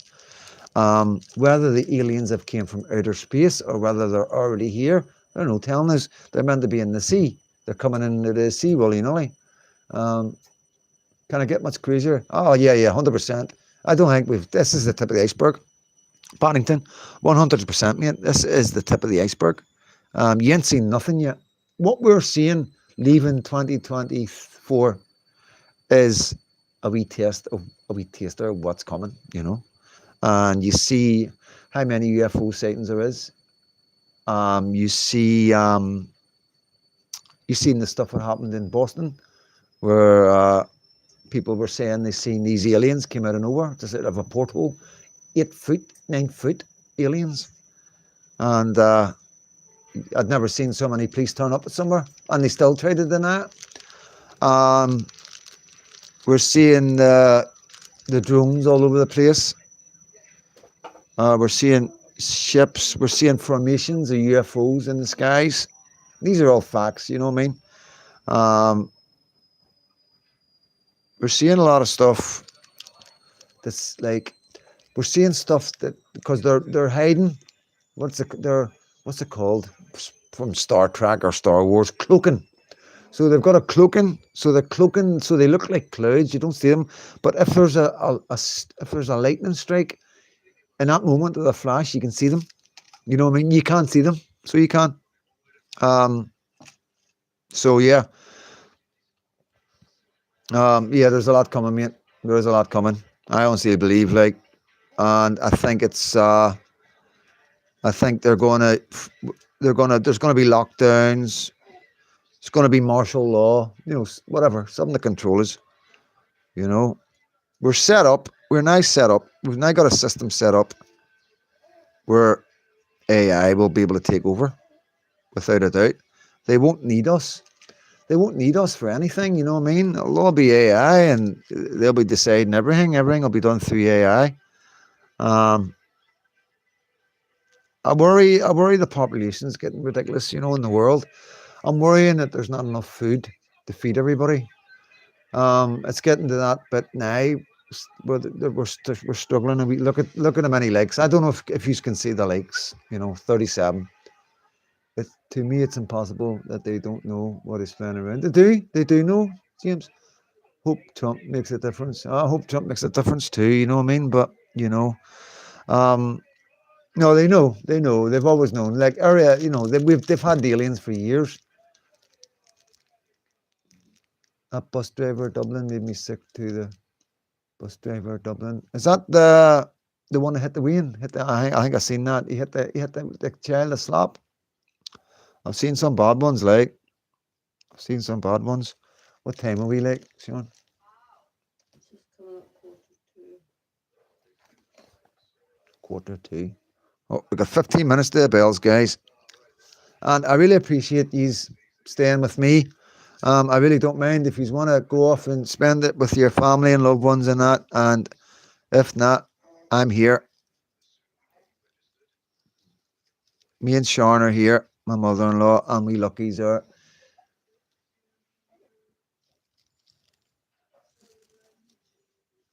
We luckies are getting burped. Is she feeding? Is she okay? Absolutely. Yes, we do. Oh, brilliant, brilliant. Sorry, guys.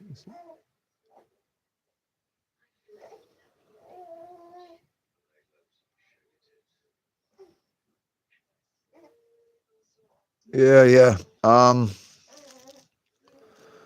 Yeah, then we've got China and Russia and everything, you know what I mean? Because there's so much going on right now. You know, to be honest with you, right? So there was a prediction made, right? I told you about it. And this guy made a prediction a load of years ago, and he said that there was going to be an alien invasion, and it was going to be triggered when Trump went on to Joe Rogan. Give me 2 seconds, guys. I need to turn this around for YouTube. So I went on to the Joe Rogan show.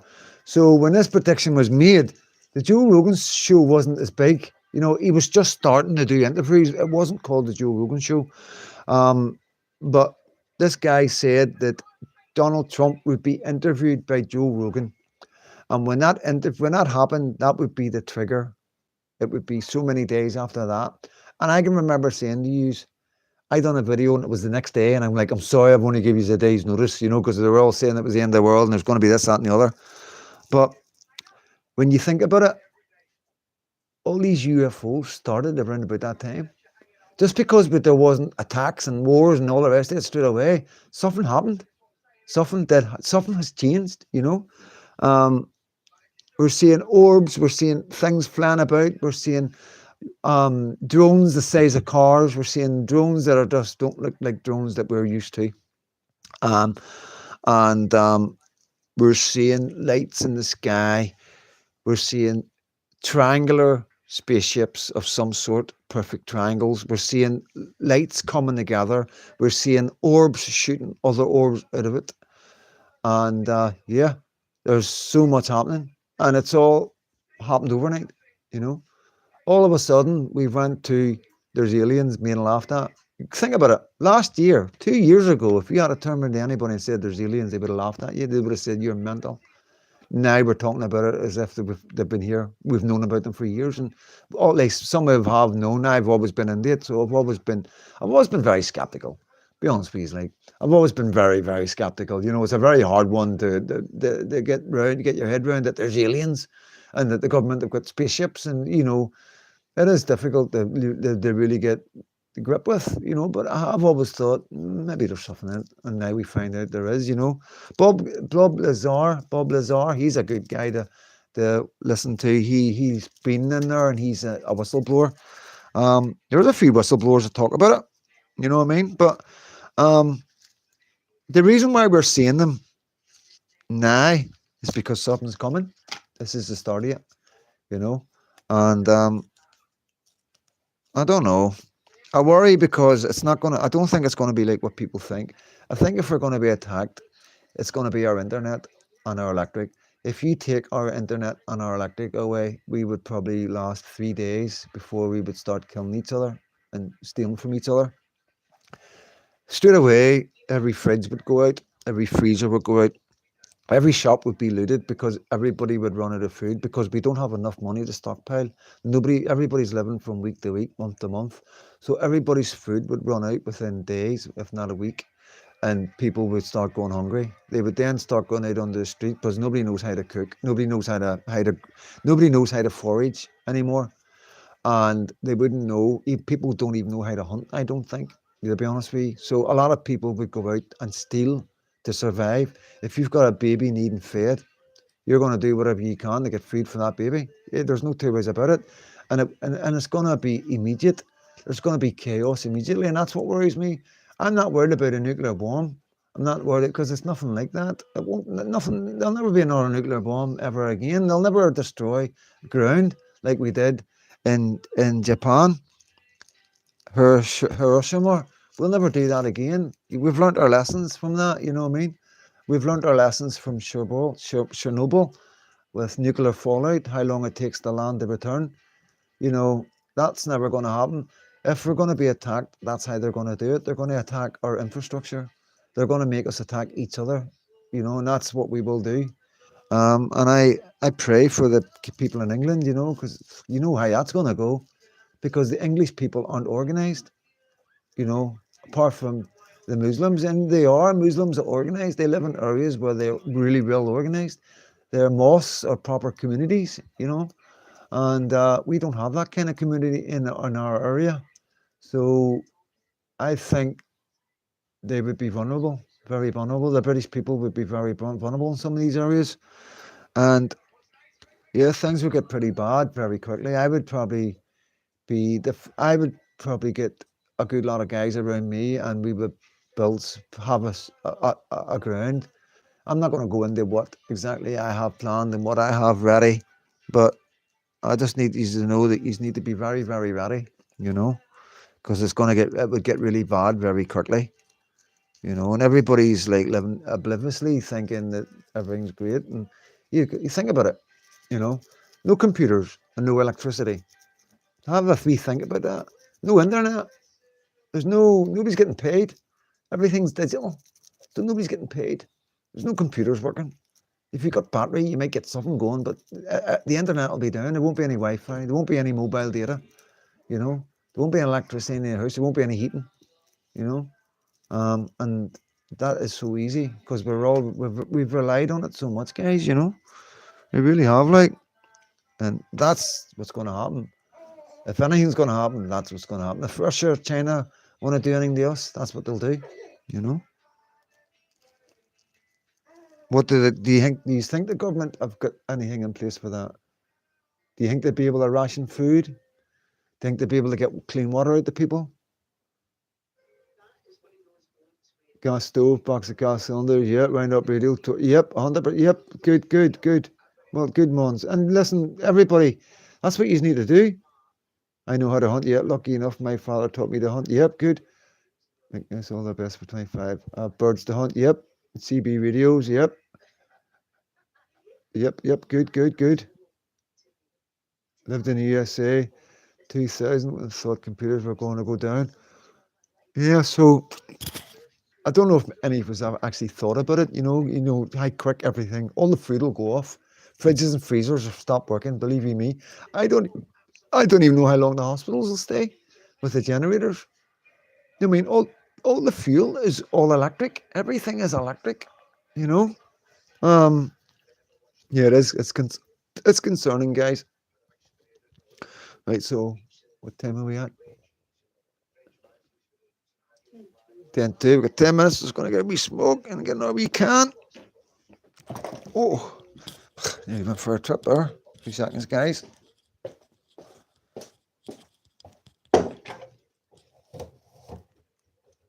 Yeah, set this here.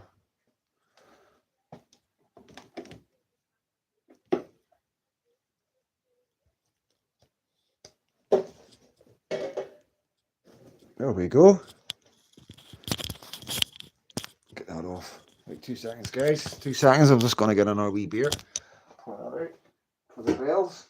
You want a wee drink for the bells, Sean? A what? Where are they?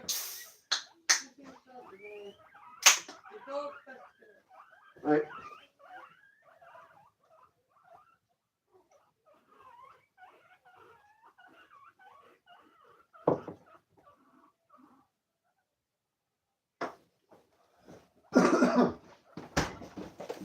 A bug.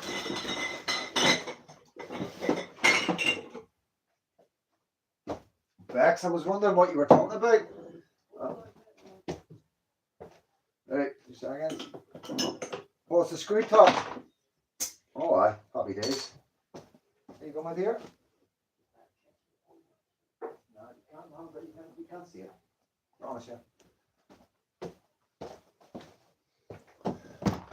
Take out. You're going back now, Guns, but that's the best way. Happy New Year. Oh, Patriots. Come on, it's yours on Thursday. I've got some large neighbours I'd be happy to eat. Peace. Good one, yeah. Good one, yeah. I'll tell you what, I don't think it would be long before people would be eating each other. Seriously, like, I know you can hunt, I can hunt, me, I know I'd catch a rabbit and a squirrel, no bar at all, eat mice, rats, anything, but like, how long do you think before people will be eating each other, we've seen it. Have you seen that film Alive where the airplane goes down and it's like a really old film? It's been done a couple of times and yeah, they end up eating each other. I wouldn't go hungry. I wouldn't kill anybody to eat them, but if somebody died, yeah, I think you would have to, wouldn't you? You definitely, like, I think I'd eat somebody else before I'd eat my dogs. What about you?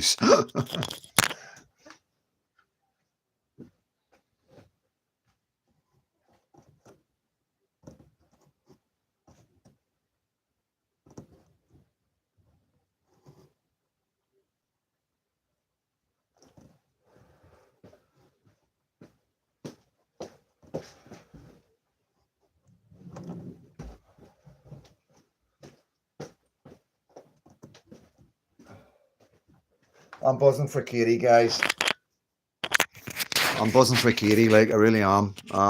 Because she hasn't had a drink or nothing for pregnancy, and she likes a wee party and that, you know what I mean. And fair play to her, she's been absolutely brilliant, like, you know what I mean, done everything right, and I'm just buzzing that she's out tonight. I really am.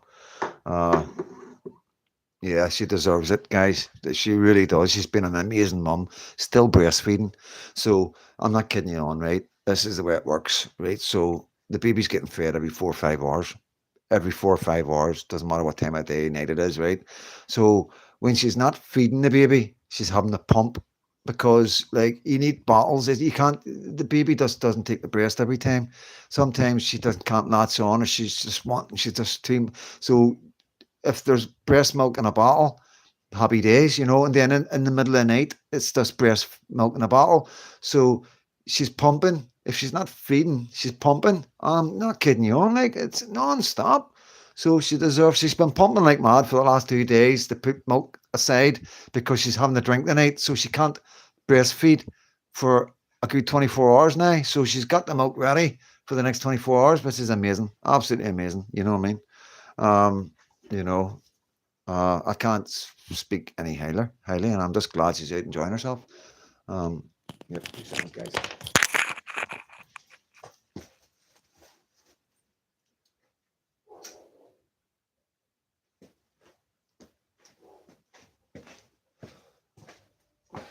So thank you all so much for joining me in the new year, 24 years. I really appreciate it. And I know, I think you know, I don't just fucking say shit like that.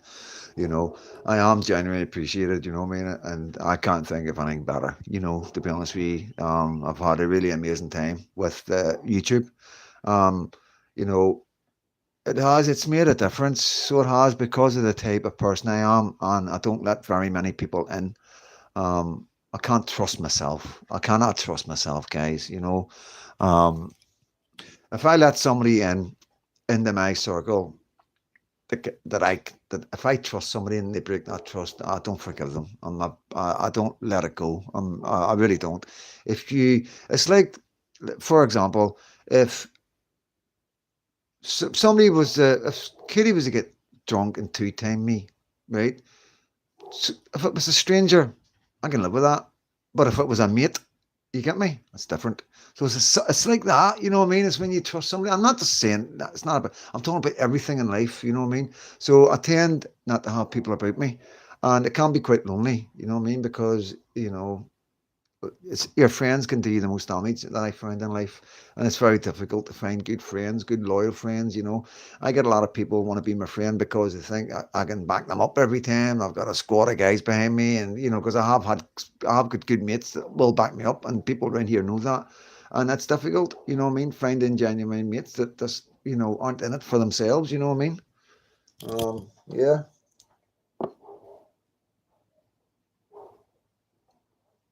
So, how long we got left, guys?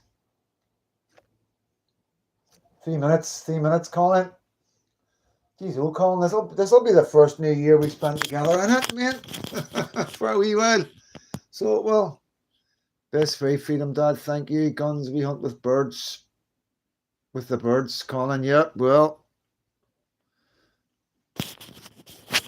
Once trust is broken by a friend, that's it. It's horrible and can't be fixed. I know. And it does put you off, doesn't it? It puts you off just wanting to go down that road of friendships and all that. Like, if you can live with yourself, you really, I don't think people need friends, you know what I mean? Thanks for the good evening, Freedom Dad, sitting here minding my granddaughter and enjoying good company with you guys. Hope you all have a wonderful 25. Thank you, exactly, John. I've been there.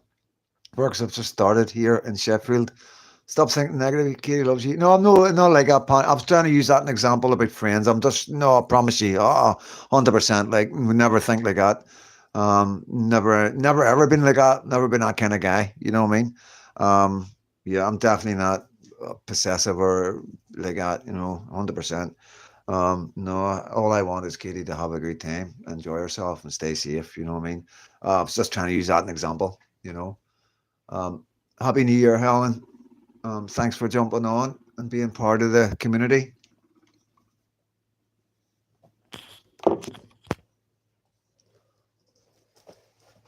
Keep going out.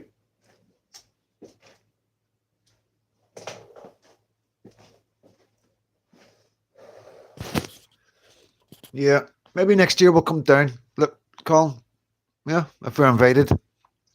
But yeah, I'm going to see the baby anyway. Been a great way to spend the evening. Happy New Year, everyone. Thank you, Moz. Happy New Year. Happy New Year, everybody. It has been a happy New Year, Guns. Thank you so much, guys. I really appreciate it. I'm just going to nip in and wish my mother-in-law a happy New Year. Give me 2 minutes.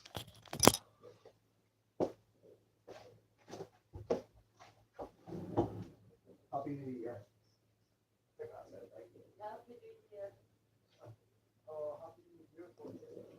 Happy New Year. Oh, yay. What are we Guinness? What are we Guinness? Maybe we get a wee Guinness in the bottle. You want a wee Guinness, don't you? Eh? Wow, you know what Guinness is, don't you? Keeps you routine. You can give it for it.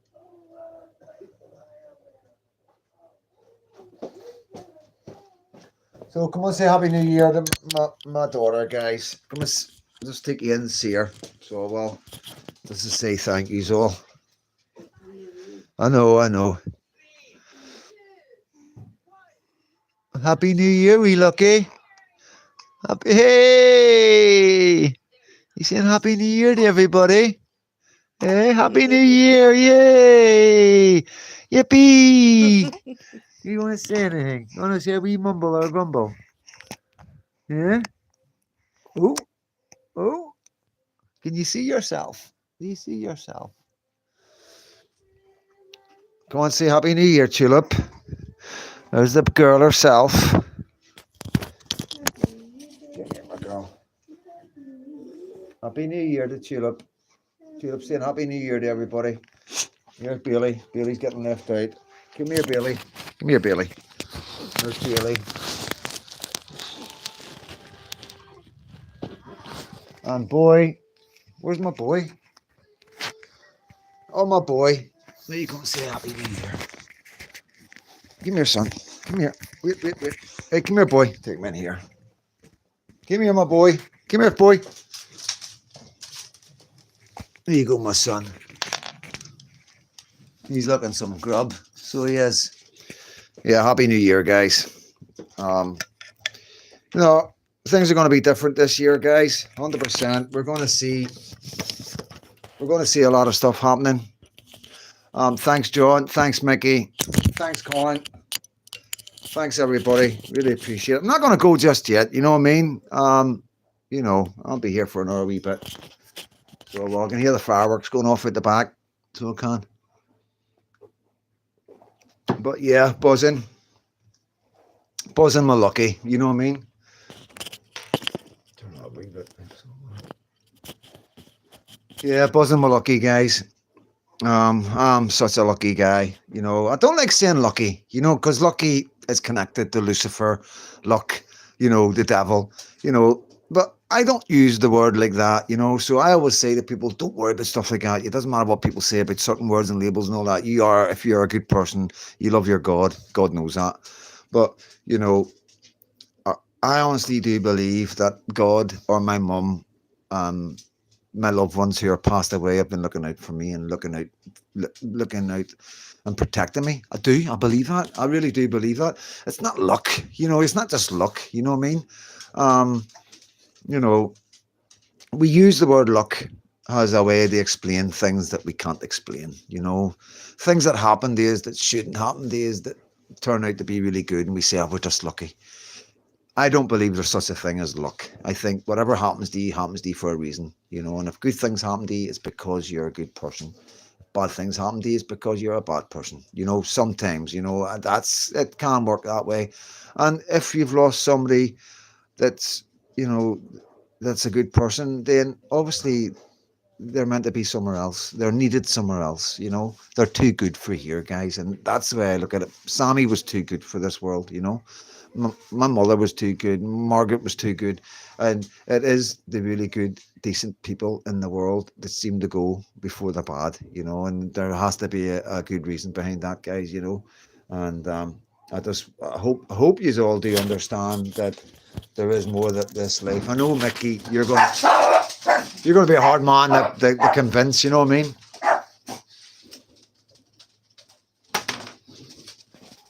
Let's see if we can hear the fireworks. Right, enough. Enough, guys.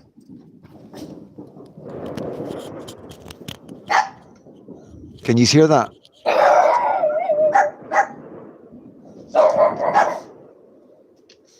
It sounds like a war. Jeez, oh man, that sounds like a war. That doesn't sound like fireworks. Sounds like a war, guys.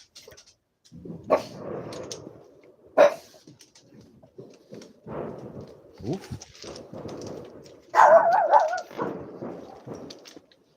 I'll take this. No, no, better not mess about with it.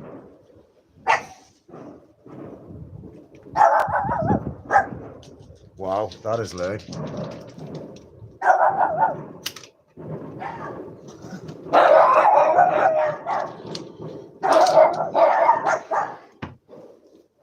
Right, guys, come on. Let's go. Everybody in. Come on. Come on. Come on. Everybody in. Billy. Billy out there? No, Billy's not out there. She's talking herself because it's fireworks. Oh, no. Right, come on. Everybody in. Billy's Right, okay, scared. right, enjoy yourself. You go back to yours. Right, okay. Right, Right, guys. Oh, there we go. you let me know you're okay. Happy New Year. Happy New Year, everyone. Right, so we'll be here next year. Wait till next Christmas with baby. I know, mate. I know. And Happy New Year, because we message from Katie and from Lee. Right, I know. Let me just go through these messages, guys. Happy New Year. Thanks. Yes, John. Bailey. Beautiful Bailey. Staffy. Yep. Beautiful. So she is. 2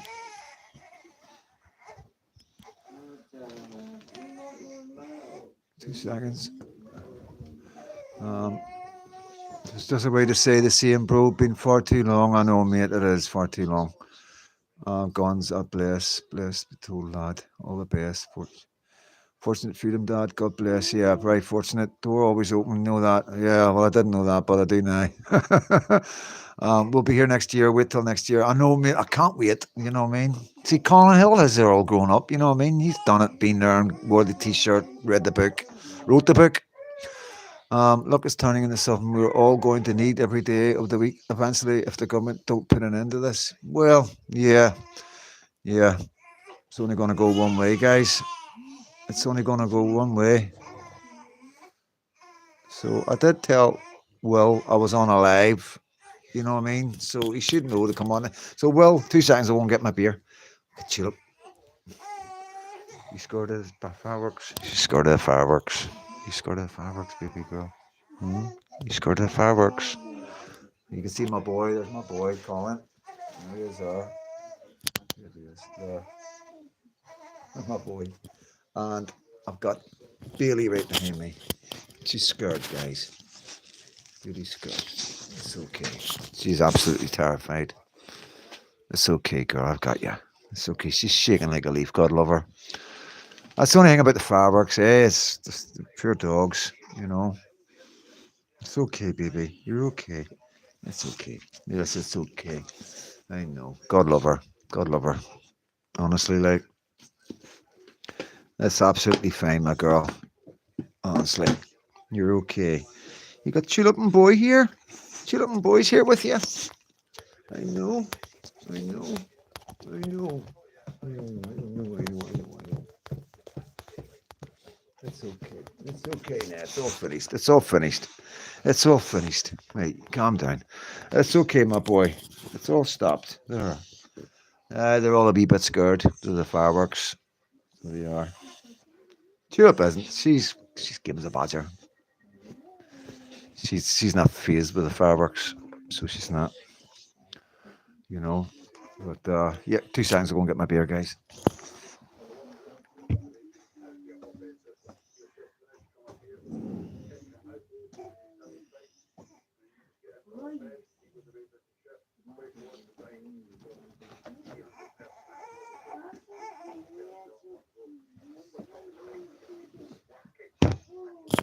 Granny's doing a good job, but baby, thank you so much, Sean, helping out.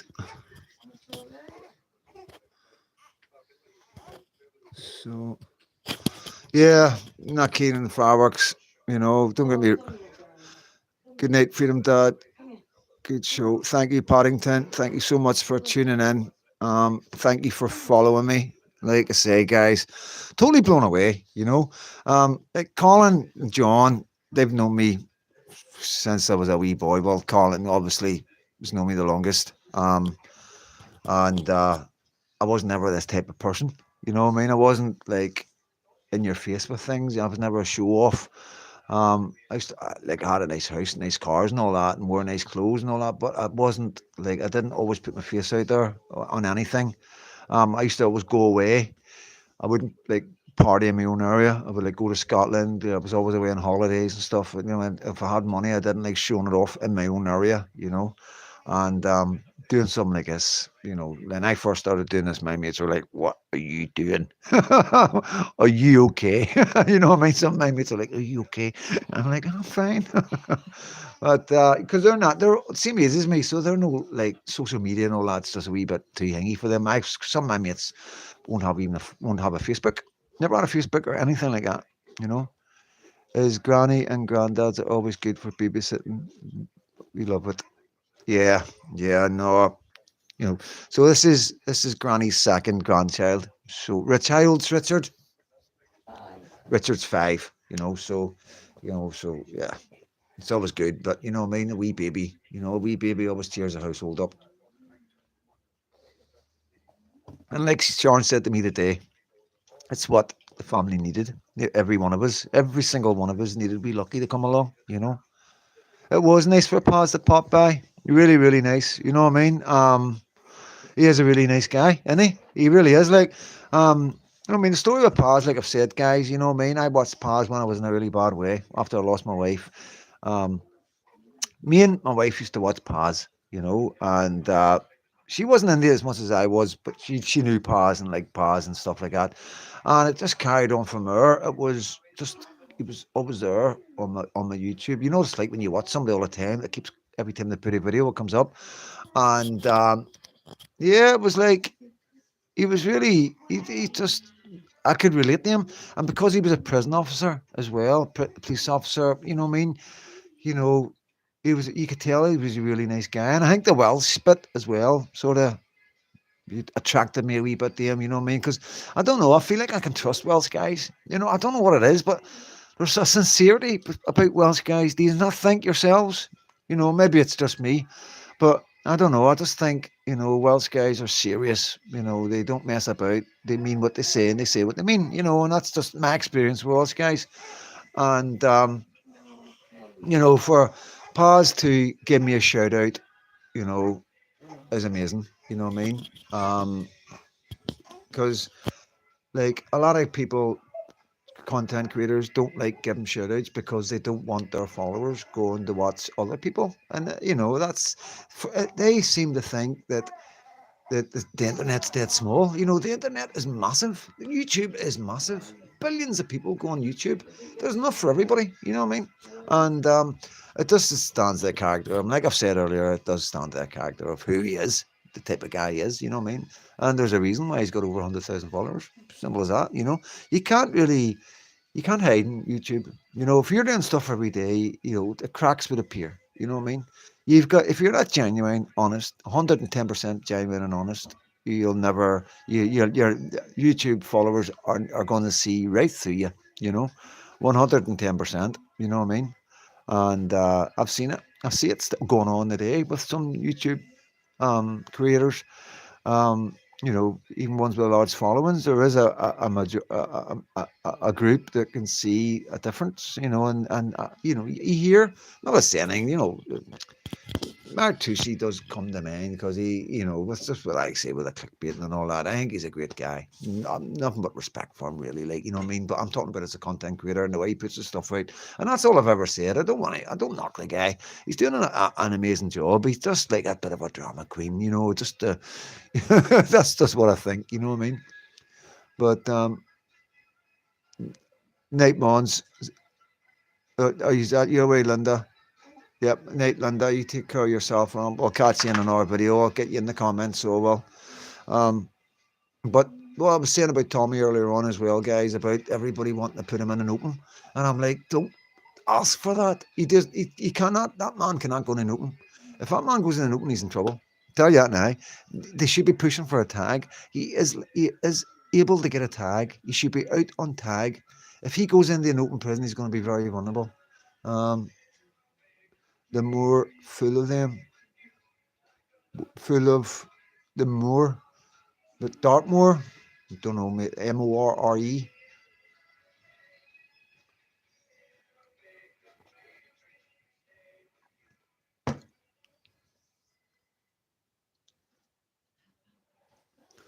Yeah, so thanks very much, guys. But I'm just saying about Tommy. Yeah, you know, if you can get it out there, when you hear people saying like they want him in an open, you've got to put it in the comments. Tommy cannot go into an open. You know, Tommy's life will be in danger if he goes into an open prison. Believe you me. You know, like I say, it's an open prison. People can walk out of it. That means people can walk into it. It's just what it's like. This would be like Tommy getting out of prison, going online and giving everybody his address. See, I'm getting out of prison. I'm going to live in number 10, fucking Barrow Avenue. That's where I'm going to be for the next 5 months. Number 10, Barrow Avenue. That's what it'll be like. Tommy going into an open prison, as far as I'm concerned. Um, and I just don't think people realise that. I think they just think, you know, I don't know what they're thinking. It's Tommy Robinson. The government want rid of Tommy Robinson. You know, there's a lot of people in this country want rid of Tommy Robinson. If they think if they get rid of Tommy Robinson, a lot of the problems will go away. They truly believe that. They think if they get rid of Tommy Robinson, the Tommy Robinson movement will go away. You know, you know what I mean? And like, look at Trump. Look at how many times they've tried to kill Trump, and that's just what we know. God knows how many times that they've foiled that they've not told us. You know what I mean? Um, so yeah, I reckon Tommy Robinson's the most targeted man in this country right now, to be honest with you.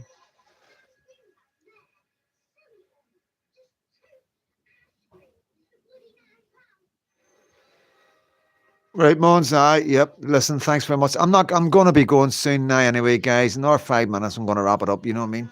But I just wanna say thank you so much. Thank you, Colin, for popping in and like saying hello, and we'll get a chat, so we will in the new year. Thanks, John, for popping in, and of course all my loyal followers.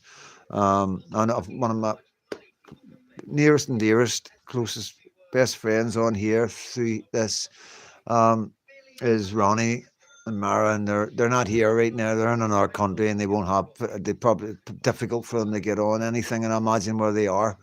And I've got that I'm missing them, like you know what I mean.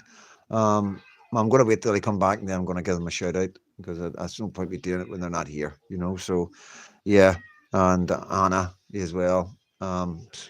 Super, really, really nice people. I can't say too much because it's not my place, but they've been really good to me and Katie. You know, no doubt about it.